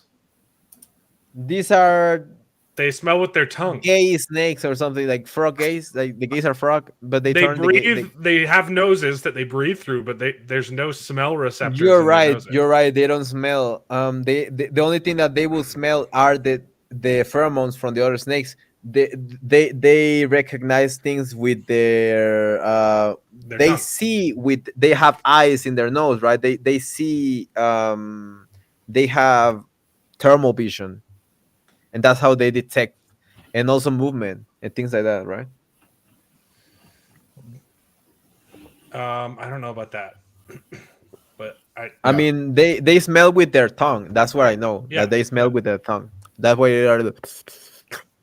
yeah, they kind of use Um, it as like a walking stick. Yeah, but she sang to the snakes. I mean, something that I know is that the snakes they don't have ears. I don't think snakes have ears, and I don't think that they can recognize that you're singing to them. And you're gonna take my freedom. Yeah, I don't know that. And yeah, she forgets about her southern accent after that. So Snow They do have convinces ears. Snow is like Snow basically creates the Hunger Games because Hunger Games were like basically just Vietnam, like just the television of the war. Basically, it was just the war televised. The Hunger Games was just a killing televised without a host, without editing or something, without YouTube editing, without thumbnails. The Hunger Games was just so Snow came up with all of those things, with the donations that you can make to your favorite contestants, and the voting and the point system and things like that, and the interviews and all of those things he came up with. And the host of the Hunger Games was a weatherman. That was funny. That's the bad part of this movie is that could have been good. That's the worst part of this movie. Right. Is that there's 15-20 minutes that is really good. There's a guy that gets that gets crucified, basically, and his teammate has to execute him to end his misery, and that part is really good. But the problem is that the movie is PG-13, but it's really clear that they didn't know what the rating of the movie would be, because you see the scenes where the blood was CGI, and then they just removed the entirety of the blood, because there's scene where there are people that are watching other hands, like trying to see the blood. There's nothing there. And There's nothing there. Like this girl is like, oh, she got stabbed in the back, and she's like, oh, it literally does this movement, and there's nothing in her hand. And there's other scene where a girl gets stabbed in the throat, in the jugular, in the freaking okay. aorta, with a bottle. And supposedly the guy is trying to literally is doing this to try to stop the blood, and he's like washing his hands, and there's nothing there, not a single drop, not a single dust of brown or red. Wow. Yeah. Wow. Oh dear. No, it's not black light blood. It's nothing there. It's nothing there. It's invisible ink blood. Is that kind of blood? It is literally. Wow. It's so ridiculous. It's so ridiculous. There's not a single drop blood. They even make the weapons less sharp, and they don't show most of the weapons. Like, remember in the first Hunger Games how there were a bunch of weapons. Everyone had a weapon, and bunch of creative stuff like bombs and things like that. In this movie, no, none of those things. No bombs, no weapons. They have a trident, because tridents, they can be PG-13 because a trident is technically not a weapon. So that's the only thing that they can show. And the most powerful girl in the entire crew, which is lesbian cop grandma. Remember the lesbian grandmother that looks like the cop, the lesbian cop in the Britain? No. That incarcerated autistic girl, because she said, "Oh, you look like my lesbian grandmother," and she got offended, and she incarcerated an autistic girl. Yeah, there was one bomb in the movie, and the bomb was not even activated. No, he's saying yeah. the movie was the bomb. No, there was one explosion in the movie, but it was like a mistake. It was really silly. And the other thing is that, yeah, she there's no blood, there's no weapons. There's two weapons in the entire movie. Yeah, the it is just bizarre. If the Southern Black Girl was the direction they were going in, they didn't follow with it. Um, it would be perfect if it was a black person. I don't know why Yeah. they didn't give the protagonist to a black woman. It would be 'Cause- been perfect. Her voice Right. would have been better because she would actually sing like a black woman, and she wouldn't have to be be the mama freedom, like trying But to. Rachel Ziegler is the new it girl. She puts butts in seats. So Yeah, not really. She actually does the opposite. I said ironically. Oh yeah, yeah. Anyway, this movie looks like it sucks. But there's a Oh, whole. in the end, you said that she gets killed, and in the I ending, thought she would get killed because she was in the Hunger Games. yeah, no, they go live happily ever afters. No, Right. and her. So the movie's literally about the the movie villain. ends. Yeah, the movie ends with her going to happily ever after to the District 12. Although Snow gets like punished, and he has to become a a guard. He has to become a police officer basically. Mhm. But he's not a police officer. He's a police officer pretending to be a police officer.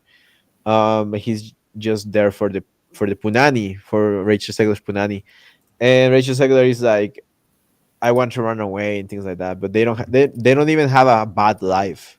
They don't have a bad life. She Right. sings in a pub every day. The pub is packing. She does what she loves every day. She's loved. I don't know why she wants to leave, but they kill a bunch of people to leave. So a lot of people die because of that. They blame other people so they can leave. Literally, Mhm. he kills his best friend. Snow kills his best friend because they think that his best friend was the one that killed the people so he could leave, but his best friend was not doing nothing. His best friend was a pussy I hate in the prequels. movie. And I don't like 'em. he does all of those. They both do all of those bad things, kill a bunch of people, and they finally leave. And you know how the movie ends? This is what got me angry because it could have been good. All of those things 2 hours into the freaking movie, all of those things after all the betrayal, all of the political things, and at the end they happily ever after in a tiny little house in the river. Nobody's there. They're gonna live happily ever after. And she says this, and I quote, "Now there's no one that can turn you in other than me." She says that, and he's like, "Oh yeah, other than you." And that's it. That's how he betrays her. And that's how he becomes evil. Just by her saying, "Oh, I may betray you," even though that we already came all this way. Right. And he's like, "Why even? How? When? Where?" They were in love just seconds ago. They were kissing and singing, It's and trying to do yeah, the exactly. poetic, ambiguous ending. That's No, just they dumb. made him a simp. They made Snow into a simp in the last minute. He's like, "Show yourself." She's like screaming at her, and he's like, and the funniest part, he shoots her. He shoots her with a rifle. He has he's a good shot, but he misses. So he's presumably dead. So he comes back to the capital and he says, "Oh, she did all of those things. I killed the betrayer. She orchestrated everything. He basically puts everything on her like a simp." Mhm.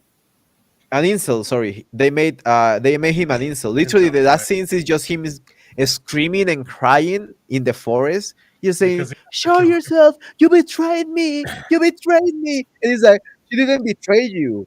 She just told you, bro. She's the only one that you can trust in." And he's like, "Oh, yeah, you're the only one that can betray me." And he's like, "It's so silly. It's so silly." And then he shoots her, and then he comes back, and now everything when he comes back, everything gets resolved. He's like, everything, literally every problem is conveniently solved. He's like, "Oh, I don't have a house." He's like, "Oh, don't worry, now you have a house." Literally, but they tell him, they don't show it. They just tell him. He's you have a like, house. "Now you wanna study with. Now you're gonna be the game master. They're gonna study everything. Yeah, they made him an incel. Exactly, they made him literally an incel, and he's like, I don't have a money to study the college, and they're like, don't worry. Remember the guy that you killed? Oh, his father was really rich, and he's like, oh, you were a really good friend to him, so he's gonna pay for your college. He's like, what? All right. He's like, oh, but my grandmother got evicted. Oh, remember your grandmother was suffering from dementia? Oh no, he's doing fine now, and he's not evicted anymore. And now you have food to eat, because that was one of the big things of the movie, that the people in the capital, they don't have food. Like nobody has food in like everyone is living like trash. But for some reason, the people in the capital are like just so evil. They literally get off of violence and pain and suffering. Mm. It's just a mess of a movie. It's so funny. It's ironically hilarious sometimes. The ending is so stupid. Like literally, it's just funny when she's like, "I'm gonna betray you," and he's like, "Oh yeah, you can." And then she leaves. She's like, "I'm gonna take a walk." He's like, "But it's raining. How are you gonna take a walk?" And she's like, "No, I'm gonna take a walk." And he goes with the rifle. He thinks it for a minute. He takes a walk in the rain, and he thinks it for a minute.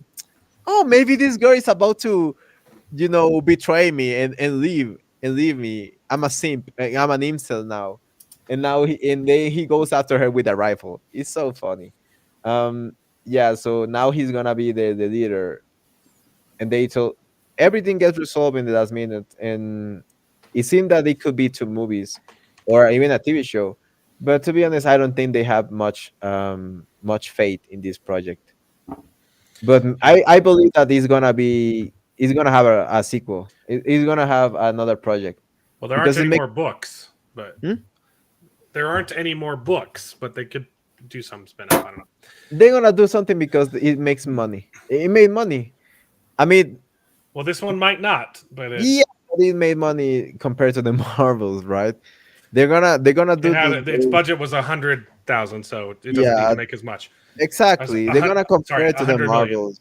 They're gonna compare it to the Marvels. They're gonna say things like, "Yeah, it was a good investment. It's just that the theaters are not going good right now. It's not that the movie is bad. It's just It's that the not- theaters are not going. It's not Rachel Segler. It's not true though. It's not the theaters. It's not the theaters though. The theaters are doing good. Like this movie did good compared to the Marvels. The Trolls movie did great. FNAF did great. Barbie, Oppenheimer, all of those movies did great. Yeah, Yep. not the theaters. But everything is dying now because it sucks. Star Trek is, I mean, it's already been dead, but they're drilling it into the ground again. Talking about, there's a trans character now, talking about how she lives in this utopia, and that means she gets to change her body and all that stuff. And everyone's like, "Wow, this is really dumb. Stop putting this in Star Trek." And then you had this person on Twitter saying, "No, in this scene, she's talking about how she wants to remove a mole. You guys are idiots for thinking this is talking about trans." Yeah. Yeah, that's He wants to remove a mole, or Except they're using the hashtag Trans Awareness Week. Yeah. yep. Yep. It is true she's talking about removing a mole in this scene, but it's a metaphor. She literally Yeah. says transitioning. Yeah, you never know what size of a mole she's gonna remove. Star Trek is dead. Star Wars is dead. Taika Waititi has literally said, "I'm making a movie to piss people off." Wait, he's making a Star Wars film? Yes. Yeah, the next Star Wars film is gonna be his film. Is it like the one after these I don't latest care. ones? Well, yeah. I don't care. I don't Yeah, know. I the haven't been keeping up with it, but yeah, the Ray that was movies, Ryan yeah. Johnson's thing too. Is like every fan theory that people came up with. He's like, no, you're wrong. I'm gonna do something different. Your Snoke theory sucks, right? That was his thing. He just wanted to subvert expectations. The Star Wars video game is dead. Yep. Officially. Thank goodness. I'm happy about this one. I do not want to see them butcher the Old Republic. Yeah, I'd rather just Good emulate it. job. That one did look good, but it didn't ever look quite good enough for me to get into it. Yeah. Mhm. Because isn't it like like it looked like It's- it was a different type of game, like not it like plays like The it plays original like game? it kind of Yeah. plays like an MMO. that's what it was. It's- I was it's like, not- yeah, The storytelling is fantastic. It's not exactly engaging. yeah. Because that's the thing. I saw trailers for it and I was like, that looks so cool. And then I looked into gameplay and I was like, oh, that's not what I was thinking. But this people game love these games, and the story is genuinely fantastic. The story is fantastic, Especially yeah, the first and the one. trailer is better than the gameplay. Not gonna Yeah. lie, yeah. Yeah. Doctor Who's dead again. Did you guys Yep. see this? I saw the picture they released of the new Doctor's look. Well, thanks, Master of the TDS. He's always bringing me the best of stuff. So Russell T. Davis is back in charge, and he's going to be the savior of Doctor Who, except he's not. They're bringing back Davros, and he literally says, Davros is a problematic character because he's disabled and evil. Oh, okay. Great. This is Davros, right? He's the inventor of the Creator Daleks. And he's he looks a little goofy in this scene, right? But he's not even in a wheelchair. He's just half Dalek, and they like. Yeah. So he says, "Oh, let's see." So this is the new one. He's just a guy. He's just a guy now. Let's see. I'm gonna just read his words. I'm not going to play the video because screw him. Davros is a fantastic character. Time and society and culture and taste has moved on, and there's a problem with the Davros of old. He's a wheelchair user who is evil, and I had problems with that. And a lot of us on the production team had problems with that, of associating disability with evil. No one's associating them. He's just evil, and he's in a wheel. He's. I mean, it's And not trust even me, a this real. is the worst part. And trust me, there's a very long tradition of this. Huh? What? Like, I guess, like the Blowfinger. I mean, yeah, there are a couple of like evil characters in wheelchairs, but it's not like. Yeah. There are also lots of evil characters not in wheelchairs. For me, it's more inclusive for characters Exactly. like Goldfinger It's exists. more intrusive. Like, I'm not blaming the people in the past. You literally are blaming them. True. But the world changes, and when the world changes, Doctor Who has to change as well. No, it doesn't. Yep. You can make new things. We can evolve, start anew. We can become stronger by making things crappy. So they bring him back without the facial scars. Everything about the character is literally unrecognizable. Yeah, that's ridiculous. He doesn't have scars, and he's not in a wheelchair, and he doesn't have the Dalek. He doesn't have anything. I mean, the wheelchair always made that guy look like a intimidating character. In my opinion, the wheelchair also for like Goldfinger, he almost makes them look like, you know, omnipotent and things like that, right? Like, yeah, it makes them look like wise, crazy, wild scientists and things like that. It makes them look like things that are intimidating, and it makes them look really good for what they're playing, which is a villain. I just don't freaking get it. Oh, he did. You're right. Russell T. Davis created John Lummock, a villain in a wheelchair, Yeah. in another Doctor Who episode. Wow. Yeah. People can call him a hypocrite. Bro, did you see the pictures of the new Doctor's look? In a kilt? Yeah. Yeah. Did you see that one? Yeah, I just don't care. It's just a ridiculous look. Yeah. Also, Russell T. Davis created this. So, but like he says, this is Oh, this is how we see Davros now. It's 2023. This is what it looks like. This is our lens. This is things used to be black and white, and now they're not black and white anymore. And whose fault is that? He looks like this now. Accept it. We're standing by it. No, now it's more black and white. Now it's like either you're a creep.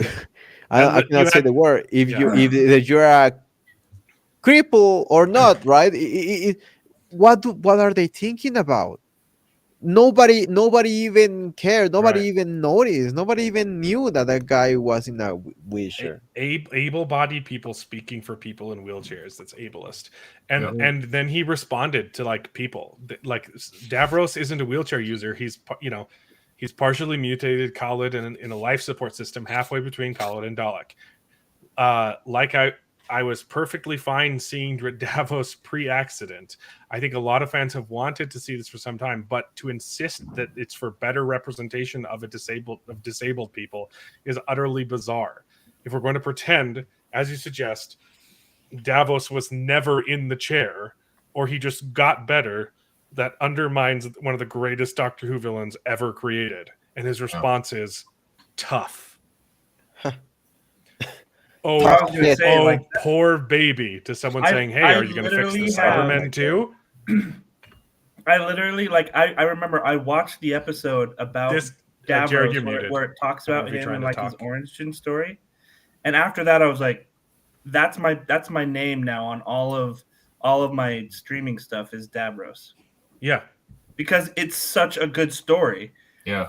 And yeah, they're literally like retroactively destroying that. Yes. But this is like Russell T Davies is an asshole. Like he is. And he did an okay job as showrunner before, but even then he was putting woke stuff in. And it was the kind of stuff you just like, oh, I don't like that, but it's fine. Yeah.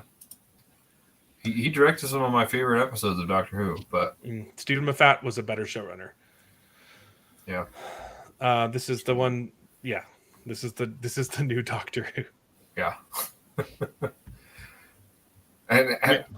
What's the problem with this? It's just goofy. It just looks ridiculous. I mean, dude, I love the kilt, dude. Let's all wear kilts. The kilt is not the issue, bro. The kilt tank top is not ridiculous. And I get it. Doctor Who's always been a little bit ridiculous, eclectic, but yeah. Yeah, it's too much, you know. I don't think that's a bad look. You know, here's the thing. It's a kilt. Kilts are awesome. Kilts are awesome. Stylish. It's also a very short kilt on that tall man. He's showing leg. Yeah, he shouldn't show leg. Doctor Who shouldn't be showing leg. Fine. I think that's awesome, but don't put it with a yellow tank top and a leather jacket. That is just such a weird combination. If it was I think you see that a lot actually with kilts. If it was Doctress Who, yeah, maybe you can put her in a short skirt. It is, but not if he's Doctor Who. It is a modified kilt though. Like it's designed to look like a dress. Yeah. That's not so. how it all like it's bro, not like what's the difference between the Hunger Games kilts? Right? The Hunger Games kilts, they look awful and they look like dresses as well, but that they look a little bit more respectful and they don't show their skinny legs. Absolutely. Doctor Who is it's what Rafe Judkins, it's what Wheel of Time is to Rafe Judkins. It's how they live out their little fantasies. But speaking of wheelchairs, it's okay because we've lost Davros, but guess who we've gained? You won't be able to. I know what you're talking about. Santa Claus, baby! And Barbie too. They just released a wheelchair Barbie. I don't care about Barbie. We have wheelchair Santa Claus. No, wheelchair. What? Black. It's a wheelchair. Please. It's black wheelchair. Well, there's a couple different colors. There's white. There's I guess that's not white. That's a Chinese one, and then some black ones. Wow. Oh my lord. What? We also have a Pride Nutcracker. Mm-hmm. That's a trans nutcracker. Pun no intended. Yeah. Because they crack their nuts. Exactly.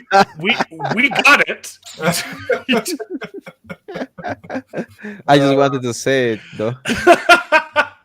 They Wow. crack their nuts, and they Oh, have dear. now there's a nutcracker. Yeah, isn't Pride Nutcracker Trans redundant? nutcracker. Yeah, kind of. Yeah, and here's the last news. The Pat I saw this. There's a new book. It's not a new book though. It's a rewrite of an old book that's longer now. So we already released a novella about the Bast, and this is just a little bit longer. Yep. So still not book 3. No, but I am interested to see what this one's about, because there are lots of speculations about the Lightning Tree is the rewrite of the Lightning Tree. That's right. Yeah, there are a lot of speculations about Bast and like his role in this bigger story. Yeah. So I think it will be interesting to read this particular story and see. And guess what information we might get from it. It's gonna be really good writing. Yeah. He literally, you can dislike the guy, but he's really good at naming books. Yeah. The Narrow Road Between Desires, a Slow Regard of Silent Things, A Wise Man's Fears, the Doors, like The Name of the Wind. The guy does poetry. Yeah. I would just like more transparency on his side. Say, look, I'm sorry it's taken so long. I'm working some things. And I would be perfectly fine if he's like, I bit off more than I can chew. I thought I could wrap this up. I'm going to split this last book into 2 novels. That's fine. Just I agree. Communicate something with your audience. I know he had the blog too, and he used to write a lot on the blog, but like the problem with the blog is that a lot of times it's just like, oh yeah, I did this like D&D campaign, I know. Like, I did all of these other things that aren't writing the book. Yeah, and you're like, Pat, come on. Oh. Yeah. I want to defend this guy, but even after the charity stream where he literally took money from people saying he was going to release a chapter of the book and then didn't do it. Damn. Yeah. I don't know. Even then too, like say, okay, here's the chapter, but keep in mind things can change. That's fine. Just, it's just so the lack of communication is the most frustrating thing. Yeah. Mm-hmm. Anyway, Invincible was good. Still haven't gotten around to watching it. I did watch the first half of the Adam Eve special, though. It's good. Well, then, do you want to do bad takes first? Here, let's do bad takes. Yeah, because I haven't watched it either. There's only 3 of them because most of the bad takes was news. Screen Rants. Bad takes. It's always hard dividing the segments between news and bad takes because most of them are the same. But David, I think you sent all of the bad takes this week. Yeah. So this one was hilarious, and if I remember right, there's one that's wait. Pause everything. Mark Clark's on book 5 of Lightbringer. Oh yeah. New segment. We talked to Mark about Lightbringer and spoil book 5 before he can finish it. Hold on to your pants because it gets crazy. Book 5 is really good. There are a couple. There are only 5, right? This is the last one. Yep. Yeah. Okay. It's the last one. Bad ratings are because of men, probably. They did complain about the racism and the sexism. So yeah, they blame white men. Okay. Well, on Lightbringer, it's literally so good. I gave a talk in church a week ago. I literally quoted Lightbringer. Really? Book 5. Nice. Wow. It's when he talks about why do bad things happen to good people. Oh, that's right. Yeah. I do. Yeah. It's so good. Yeah. Why do bad things happen to good people? You're gonna have to go back and watch his stream. Honestly, I could pull it up right now. I have it highlighted. Do you said it in the stream? What stream? When we talked about Lightbringer. When we kicked you out so we could talk about Lightbringer, we lost our entire audience because only one person had read the books. Okay. The reasons the Marvel's reviews are so negative. Did I bring up Lord Olaf? Did I bring up Orholm's balls? That's the best swear I've ever heard in any book. It's so good. I love fantasy swears. Okay, they're fantastic. Yeah. It always kind of bothers me when they have modern swear words in old historical dramas and fantasy. You know? But gets me out of it. One of the most amazing things about you have this big fantasy world and these amazing lore and everything. It's just coming up with an awesome swear word that makes sense in that world. It's wonderful. I love it so much. I do need to point out that we got on another tangent while trying to talk about the Marvel. That's true. Yeah. Well, speaking of the Wheel of Time, Blood and Bloody Ashes is another good one. Or ashes in general. Yeah. Or just light. I like light as a swear. Yeah. But anyway, so I thought this was hilarious because there's been a lot of other sites that have been actively criticizing the Marvels, which usually these type of articles are like, hey, these are reasons why you should watch this thing, right?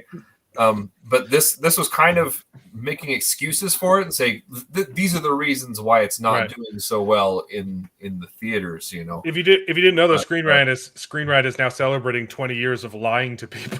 I was gonna say, look at that, 20 years. You guys read too much Screen Rant. I'm just gonna put that out there. You read too much Screen Rant. Look, it's not it pops up on my phone, and that I made it a segment because I kept getting Screen Rant articles like in my newsfeed. I'm like, I don't read these, but these are so bad, I might as well monetize it, you know? Yeah. Okay. The comedy doesn't land. You got that right. The musical segment is too long and out of place and completely unnecessary. Mm-hmm. Wait, is that a reason why the reviews are bad, or that's the reason why the movie is bad? I don't get it. These are reasons why the reviews are negative. They're reasons why are because talking about the reviews. It's not the reasons why the movie sucks. No, it's reasons why people are saying the movie sucks. Yeah, the reasons why. All of the reasons why the movie sucks. Exactly. The reasons why the reviews are bad. Dragon Guard. Yeah. Dragon Guard. Soot. That's a good swear word. I hope you liked it better than you liked the first one. I know you weren't the biggest fan, but I really liked Dragon Guard. I thought it was better than the first one. I'm hanging out with them tomorrow at Dragonsteel, baby. Nice. Yeah, baby. Which is, I do need to end the stream eventually because I still have to finish cleaning the house before I go to sleep. Yeah. The musical segment, the story isn't cohesive enough. Sorry, at all. Yeah, you could leave off that last one. The villain is a worse version of Thor Ragnarok's Hela. They got the villain wrong. It's not even that. Yeah, it's the wrong. It's a worse version the villain from Ronan. Thor 2. Not Thor Ragnarok. It's Dark World. or is it? No. Sorry, it's Guardians of the Galaxy. Guardians of the Galaxy. Yeah. Ronan the accuser. Whatever, the accuser. Right. Who's the Dark World? Okay. Yeah. I was thinking of a different Dark World is the Frost Giants and whatnot. And Loki himself. They were both blue, so I got confused. Yeah. Wait, I gotta Google it now. Thor Dark World. Thor Dark World. What is that? That costume looks ridiculous. Oh, she looked ridiculous the entire time. Oh, okay. Yeah, he wasn't blue. You're right. It's just because she's tiny and she's wielding that big giant hammer that's obviously made of styrofoam. Yeah. It never looks heavy in the entire movie. It never looks heavy. Literally, it's balsa wood. It's made out of balsa wood and styrofoam. Yeah, is the lightest thing ever. She probably requested it. Can it be not heavy? Yeah. I should do another stream. The problem is I already talked to him about the book for 3 hours when they came over for dinner. So the conversation I ruined the conversation. Yeah. But we can still do a stream to talk about book 2. It's good. Did it do? I got a pre-order of it. That's why. So I gave them feedback that they used on the book. Okay. This is like the fourth tangent talking about Marvels in this article. It's honestly Mark Clark's fault. Yeah. He keeps bringing up more interesting things. I'm glad you like the book. Stop it, Mark Clark. Stop it.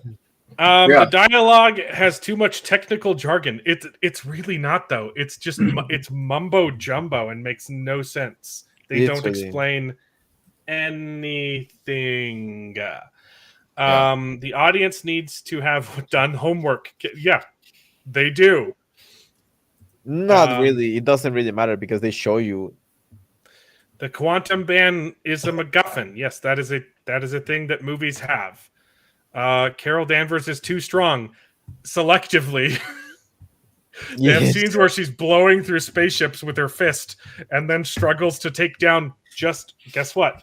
The villain, just a regular person. She doesn't have powers. And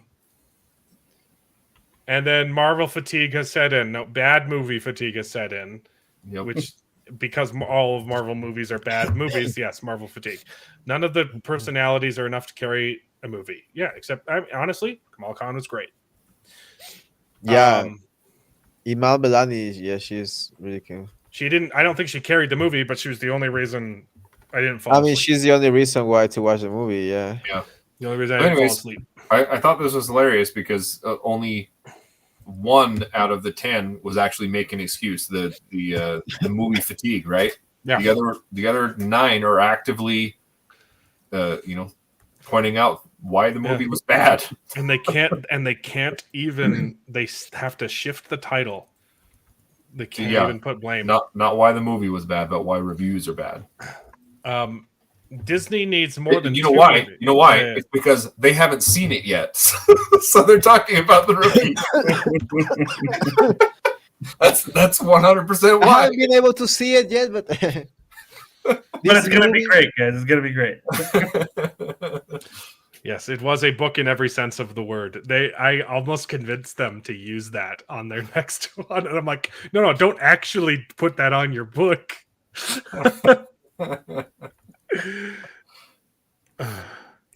They tried to merge a tween girly girl movie genre with the masculine adult superhero genre, and it didn't work. Absolutely. Mm-hmm. Okay, Disney needs to have more movies about villains. You mean their 3 worst movies? Exactly. What is it? I didn't see Cruella, but it looked terrible. And Maleficent, the first one was an interesting concept, but I hate how they made her sympathetic. And then they made a second one for some reason. Absolutely garbage. It was terrible. Mm-hmm. Okay, I'm gonna guess. Yeah, guess which villain? Because I guessed wrong because I thought they had already set up a prequel. You guys all get to guess. Okay, here's the thing. Okay, they took a dog murderer, made her sympathetic. Yeah. Then they took Maleficent, whose name literally translates to evil. Yeah. And made her sympathetic. Who is the next villain? And they've already set it up, apparently. What's the bad guy's name in no. That's too. That would honestly be an interesting movie if they did the Princess and the Frog villain. Oh, like that, like if you're gonna do it, like that would be an interesting movie. The voodoo guy, right? That would be cool. So I don't think they'll do that. Yeah. See, the problem with these Ursula maybe prequel things. Yeah, because you got it. It's Ursula. Oh, for real? Nope. Oh, David, we were all gonna make guesses. You moron! My guess was the Rescuers. Well, they haven't set that up yet. I'm just saying that the Rescuers with her crocodiles and child abuse. I want to see a sympathetic child abuser, please. Well, Ursula. I thought honestly it was going to be Scar. Ursula is a sympathized live animation. But they're gonna do our Ursula for real. Yeah. Oh my lord! But Well, for like what? For like a series or a movie? No, it's not confirmed. They just said that they set it up. They so have could to possibly get a prequel. They should, yeah. I'm scarred. No memory to deliver on the Ursula. I don't give a crap. Okay. I don't even know what tease they're talking about, but no, please no. I literally was just thinking, like, what is the most boring character that they could make the something tease about was it? that she's the sister of Triton. That's right. I did hear that. Is it going to be a prequel and she's going to be skinny? Oh, the prequel when she's skinny. I know the sequel. She's skinny. I mean, there's a skinny Ursula in the. Well, it's her daughter. It's her daughter. That's why. Oh, is the Ursula's daughter? Yeah, I didn't know that. Different person. Yeah. Apparently, it's not genetic. Yeah, I don't care. Honestly, I would. It'd be funny. They should do the Rescuers. That would be good. Anyway, 7 problems a Mistborn series could fix from the books. Oh no! Yeah, this one pissed me off. Oh no! They're already talking about how to fix the Mistborn books in a series. Okay, Mistborn is problematic. Now, don't get me wrong. I have problems with Mistborn too. I wish there was more character development in the romance area. I wish there was more of a gap between the last 2 books and more time had passed. But among other things. But yeah, their lists made me really angry. How is Mistborn problematic? It's because and one of them, Brandon Sanderson already talked about how he would have done things differently. Well, it was one of his first books, and he said I wasn't very good at writing female characters, so he already has in his treatment of the script that he wrote, he changed one of the characters to a female because and honestly makes more sense to have Breeze as a female because his power is emotional manipulation. Nice. That's what women do. So like that makes sense. I get it. And he's like, yeah, I'm much better at writing women now, even though the main character of the book is a woman. I totally agree with that change, making Breeze a woman.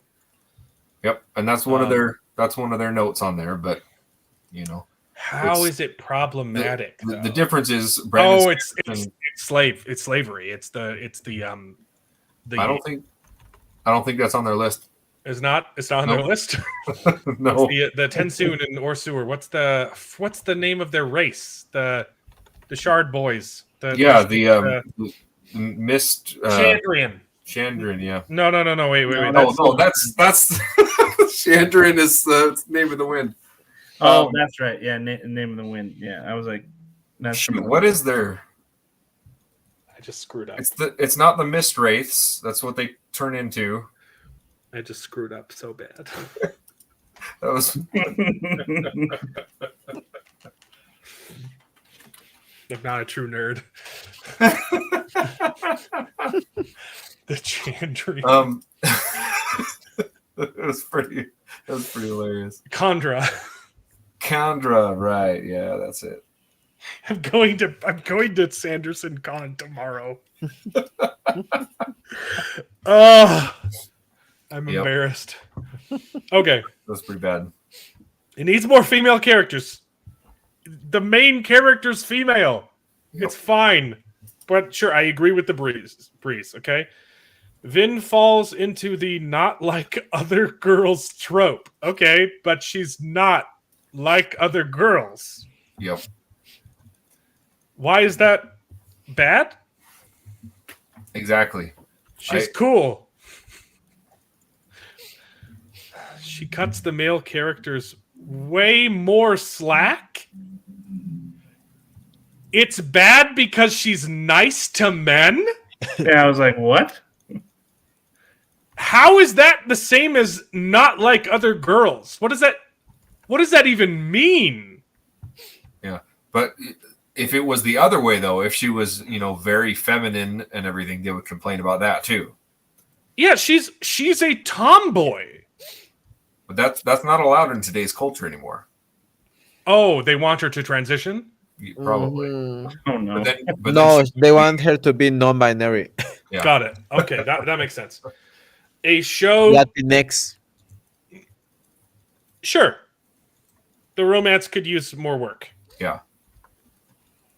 I thought it was They're a little bit awkward in the books. Yeah. Yeah. There are some really good scenes at the beginning, and then it goes real fast, and then they're like being in love. A show. They're not doing a show. They're doing movies. Mistborn is movies, not a show. Nothing's been confirmed yet, but yeah. Yeah, but he said it makes a better movie than it makes a better than a show. A show could dig into the villain's psyches. No, you don't want to do that, because that's the whole reveal of the first book is, oh wait, the villain had a psyche. Right. He's supposed to be dark and mysterious. You kill him, and at the end you're like, oh wait, there was a reason for all of this. Yeah, and it does. The book does dive into it that. gets into it in the next 2 books. The next 2 books justify the villain's existence. Yeah, and it says it could. The Lord Real could be more further explored through flashbacks. That's literally what happens in the books. The whole dialogue from journals, from expedition journals, and this is what prophecies and stuff go into his backstory. This is called tourism. Whoever wrote this article is a fantasy tourist. They've dipped their toes in fantasy, but they don't care. They don't care about fantasy like I do. Yeah. They clearly have not read the books. They probably read the first book and didn't finish the series. This is what happens when you don't gatekeep the things that you love. That doesn't gatekeeping. There's a big difference. Gatekeeping doesn't mean not allowing anyone to become fans of the book or to become fans of what you like. It means not letting anyone in who doesn't like what you like. Right. Or genuinely appreciates it, right? It doesn't matter if they like it or not. At the end of the day, everyone can appreciate a good piece of art. But people that they don't appreciate it and they maliciously try to pretend that they like it just to maybe make a profit, those are the kind of people. If you think that it's problematic, you are a tourist and you should be kept out of the community. Yep. Because you're going to change it. You're going to want to change it. Mistborn's supporting characters could have more in-depth arcs. They all are pretty... I mean, yeah. Spook? Spook has one of the best character arcs in the whole thing. Again, Spook deserves his own subplot? I don't think he's read the second and third books. I think he read book 1, if anything at all, and then wrote this article. He's practically like the main character of the second book or third. Well, I can't. Second and third run together. It's the second one. Yeah, and spoiler alert: he is the leader of the people after the prequels. Like he is their king. Yes. Going into the next thing, and if you read the next era of Mistborn, he's like this mythical, awesome person that's been revered the whole time. I mean, Dachshund and clubs don't have as much because they're not as important. Yeah. They don't... I hate... You can't go into depth with every side character. Yeah, exactly. Then you would... Then you wouldn't have a main character. Yeah. A lot of them do. There's a reason why these terms exist. Vin is the main character. She gets most of the stuff. Yeah, but they're called side characters because they're on the side. Yeah, but it's the potatoes, not the steak. Complaining about Spook in particular, though, is so it's asinine. Yeah, they have not. They read the first book and stopped. Yep, 100%. Spook is my favorite character from the books. Yep. He's freaking awesome.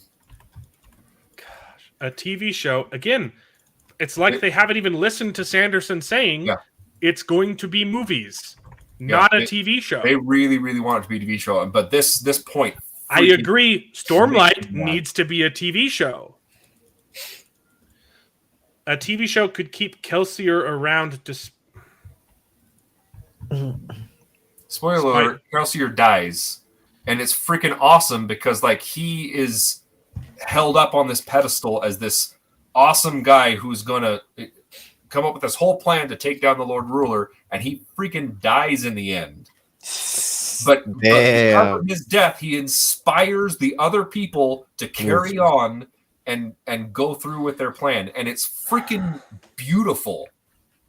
And they think they should just throw it all out there and keep him around longer. No, I think they're talking about Secret History, David. No. Oh, flashbacks could keep Mistborn's best character present longer. Oh, okay. If they keep doing flashbacks. Which expose. Wait. If they're not talking about Secret History. No, he's not read Secret History. There's no way. He hasn't read the second book. These people hate what you love. Right. They hate you. Look, guess what? Even though he dies, also spoiler, he is still around in Mistborn's Secret History as a ghost. But that doesn't work in the movies. They could do it as like an epilogue to like tease the next step. If you're building a cinematic universe, that would be a great epilogue, is the post-credit scene. Yeah, 100%. Secret History. But that's not even what they're talking about. He doesn't even know about Secret History. If you read the actual blurb, though, they don't like him sacrificing himself. Look, he sacrifices his life for the cause. While this is a fitting death for the character, his absence is felt by the reader on purpose! Exactly. Yeah.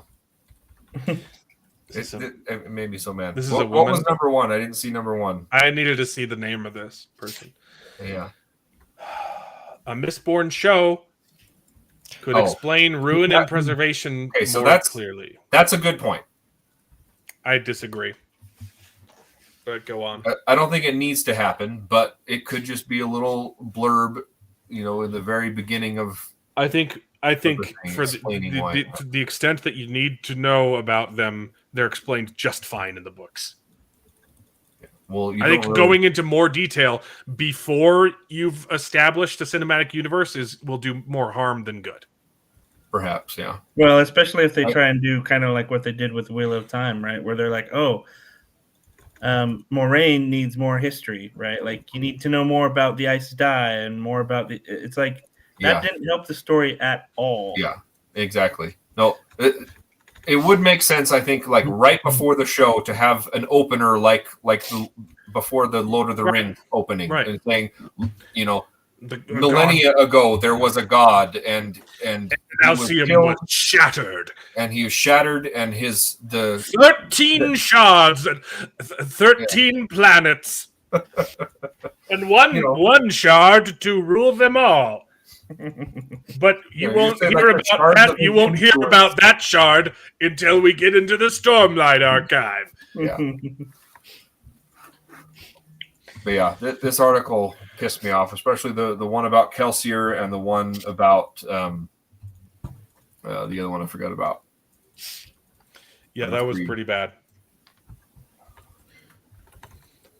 These people hate you, and they hate what you love. Yep. All right, well, that's it for me. You guys can keep talking about Invincible. I'll catch up. Yeah, I don't have any idea about Invincible either, so I had it's good. Watch it. It's really good.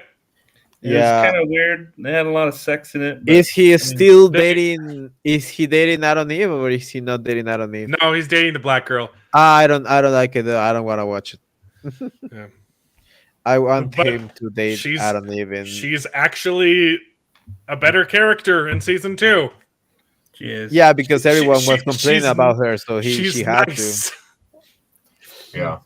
She's actually supportive. She had to. It's so funny. She has that conversation. You don't ever need to apologize for saving people. I'm like, but you got mad at him for saving people in season 1. Yeah. Yeah, because everyone complained about that, right? That's the thing with these kind of shows. Like, okay, you listen to fans, but Yes. why did you have to do it like Yes. that in the first place, right? Well, we know why they did it in the first place, Yeah, but we know. at least they listened to feedback, Yeah. and I'm very, very glad that they did. Because and I said this last week, starting to like Amber's character. Yeah.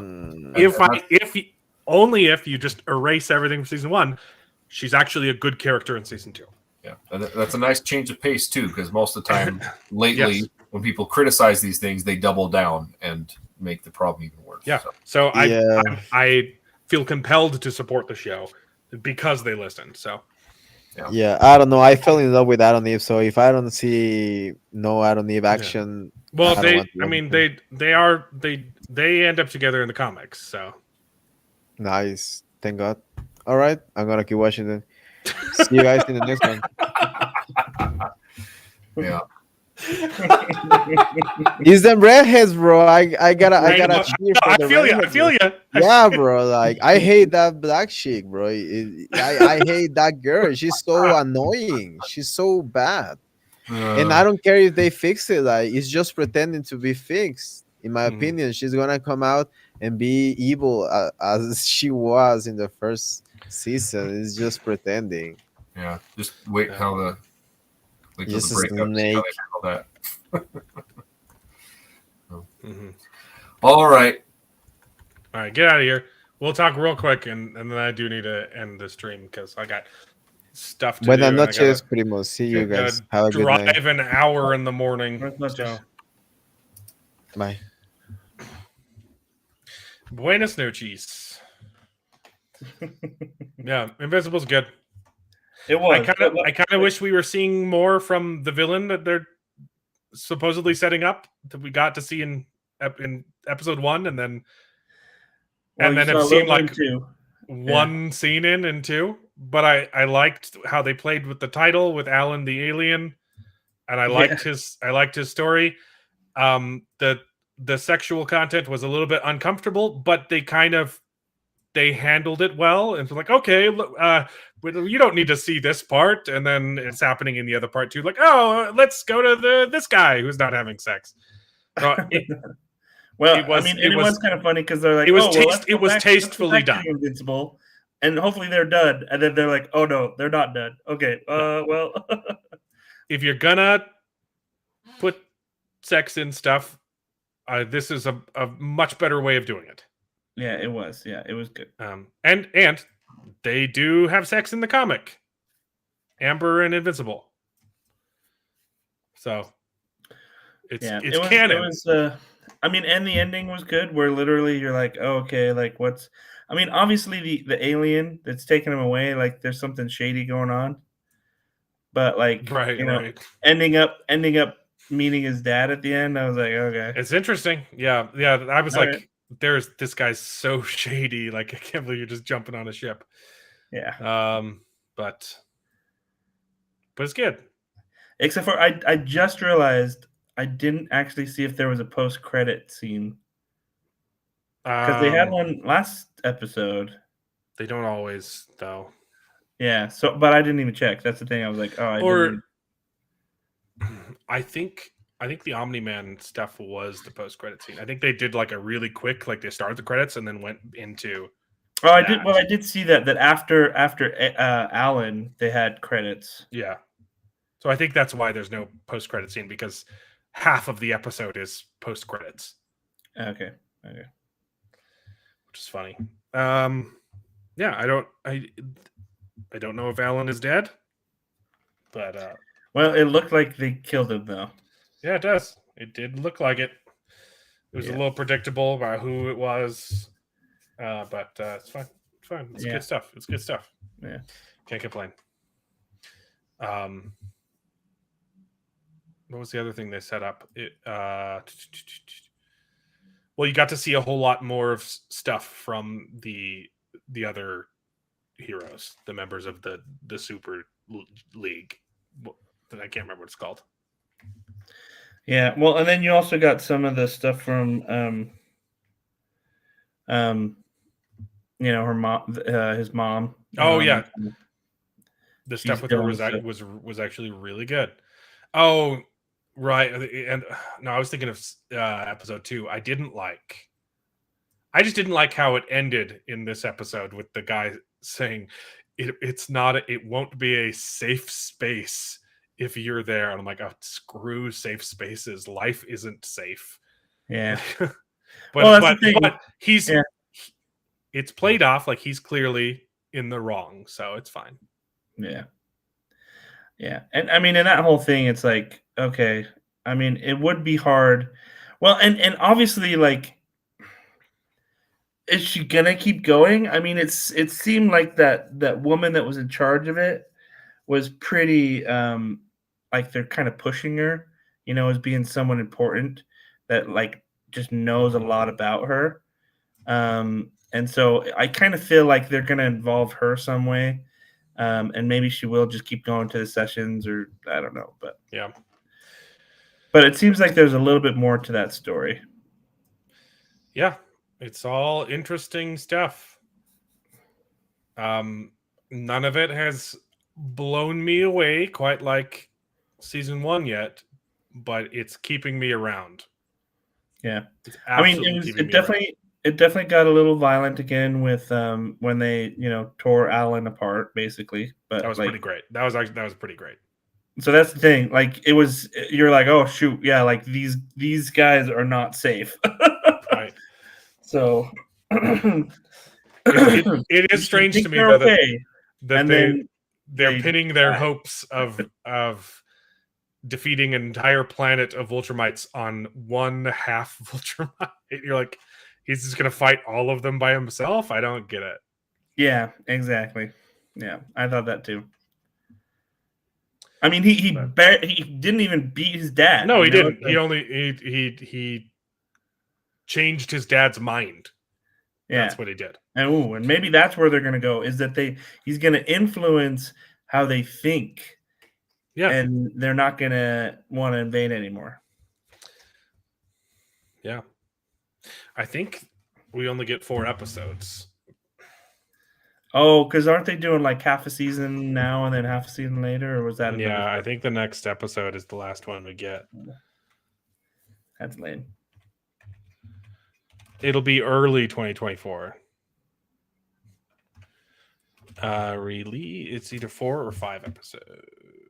4 episodes. Oh yeah, we only get one more. The rest come in 2024. Yeah, I don't know. But they've promised there won't be as long of a wait for season 3, so that's fine. Okay, all right. I'm excited. I like it. I enjoy the show. I don't have a lot of complaints. Yeah, there haven't been a lot of complaints, and there hasn't been anything where I'm like, well, that doesn't make any sense, or that was stupid. So, and you gotta praise them for listening to feedback, fixing Amber, which is great. But also, they do break up, and maybe we just don't have to have her as a character anymore at all. So. So I'm definitely in the Adam Eve camp. I think their relationship is actually interesting and good. So, yeah. Yep, that's all I got. That's all I got too. See you guys next week. Good night, y'all. Having a good Thanksgiving weekend. I'm excited for it. Oh man, this is going to be a really, really busy week. I've got family, and I've got Dragonsteel, and I have to do a turkey, and it's going to be fun. Going to be fun for sure. We'll see you guys next week.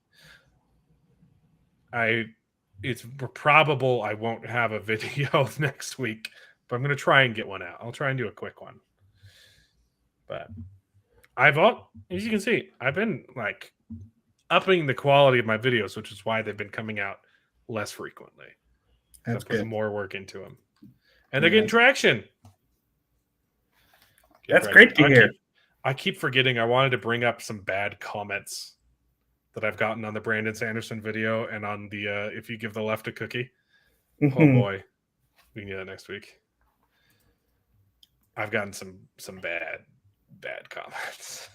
Shoot. Okay. It's actually funny. I understand. Good night. Not everyone likes the editing style that I use with the devoid of logic. And a lot of people felt the need to point it out.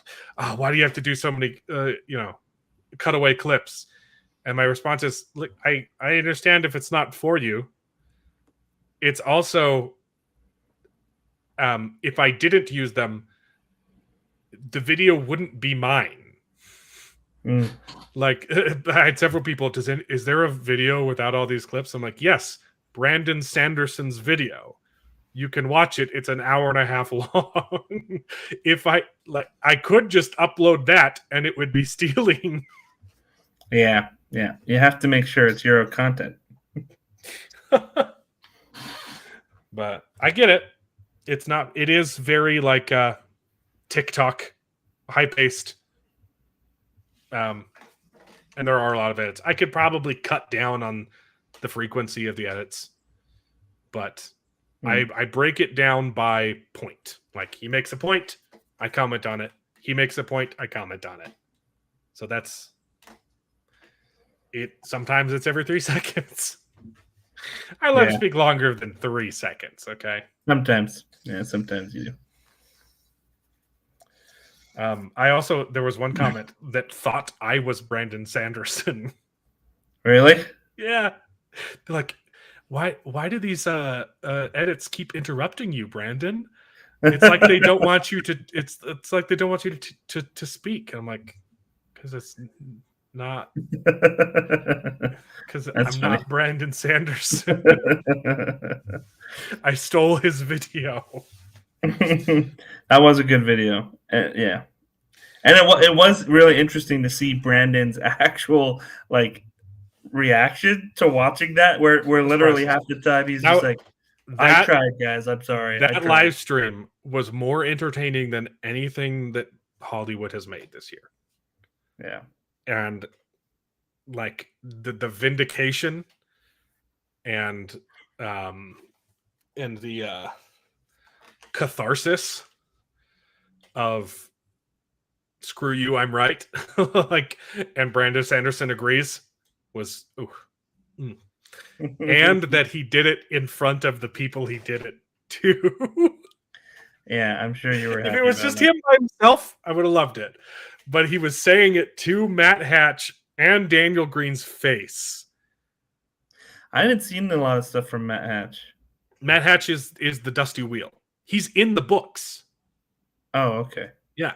There's a character called Hatch who is the owner of an inn called the Dusty Wheel, which is honoring Matt Hatch, who started the Dusty Wheel. And reading the books from the beginning, he started the blogs. He basically created the Wheel of Time community. Okay. I had no idea. And yeah, he seemed the less a lot of his comments were well, actually Brandon Sanderson a lot of times was stupid. Really you like that? It's because it's his entire identity. The Wheel of Time is everything he is, and so to say I don't like it, that's hard to admit or even realize yourself. But also, I mean, it's his entire channel too. It's his entire YouTube channel. He would lose a lot of subscriptions. Yeah, so that makes sense. That's what happens when you sell your soul. Which I am unwilling to do. Anyway, we'll see you guys next week. Thanks for tuning in. Love you lots, and peace out, baby. And now it is time to say goodbye. We had a great conversation. It's been fun. But all good things must come to an end, and the goodest ending I can think of is... right now, this moment, this night. So I guess we just say goodbye. So, goodbye. Toodaloo. Au revoir. Auf Wiedersehen. Ciao. Ding dao day. But come back next week for more outrageous bloopers. This is the end. Well, there's only one thing left to do. I'm gonna go home and sleep with my wife.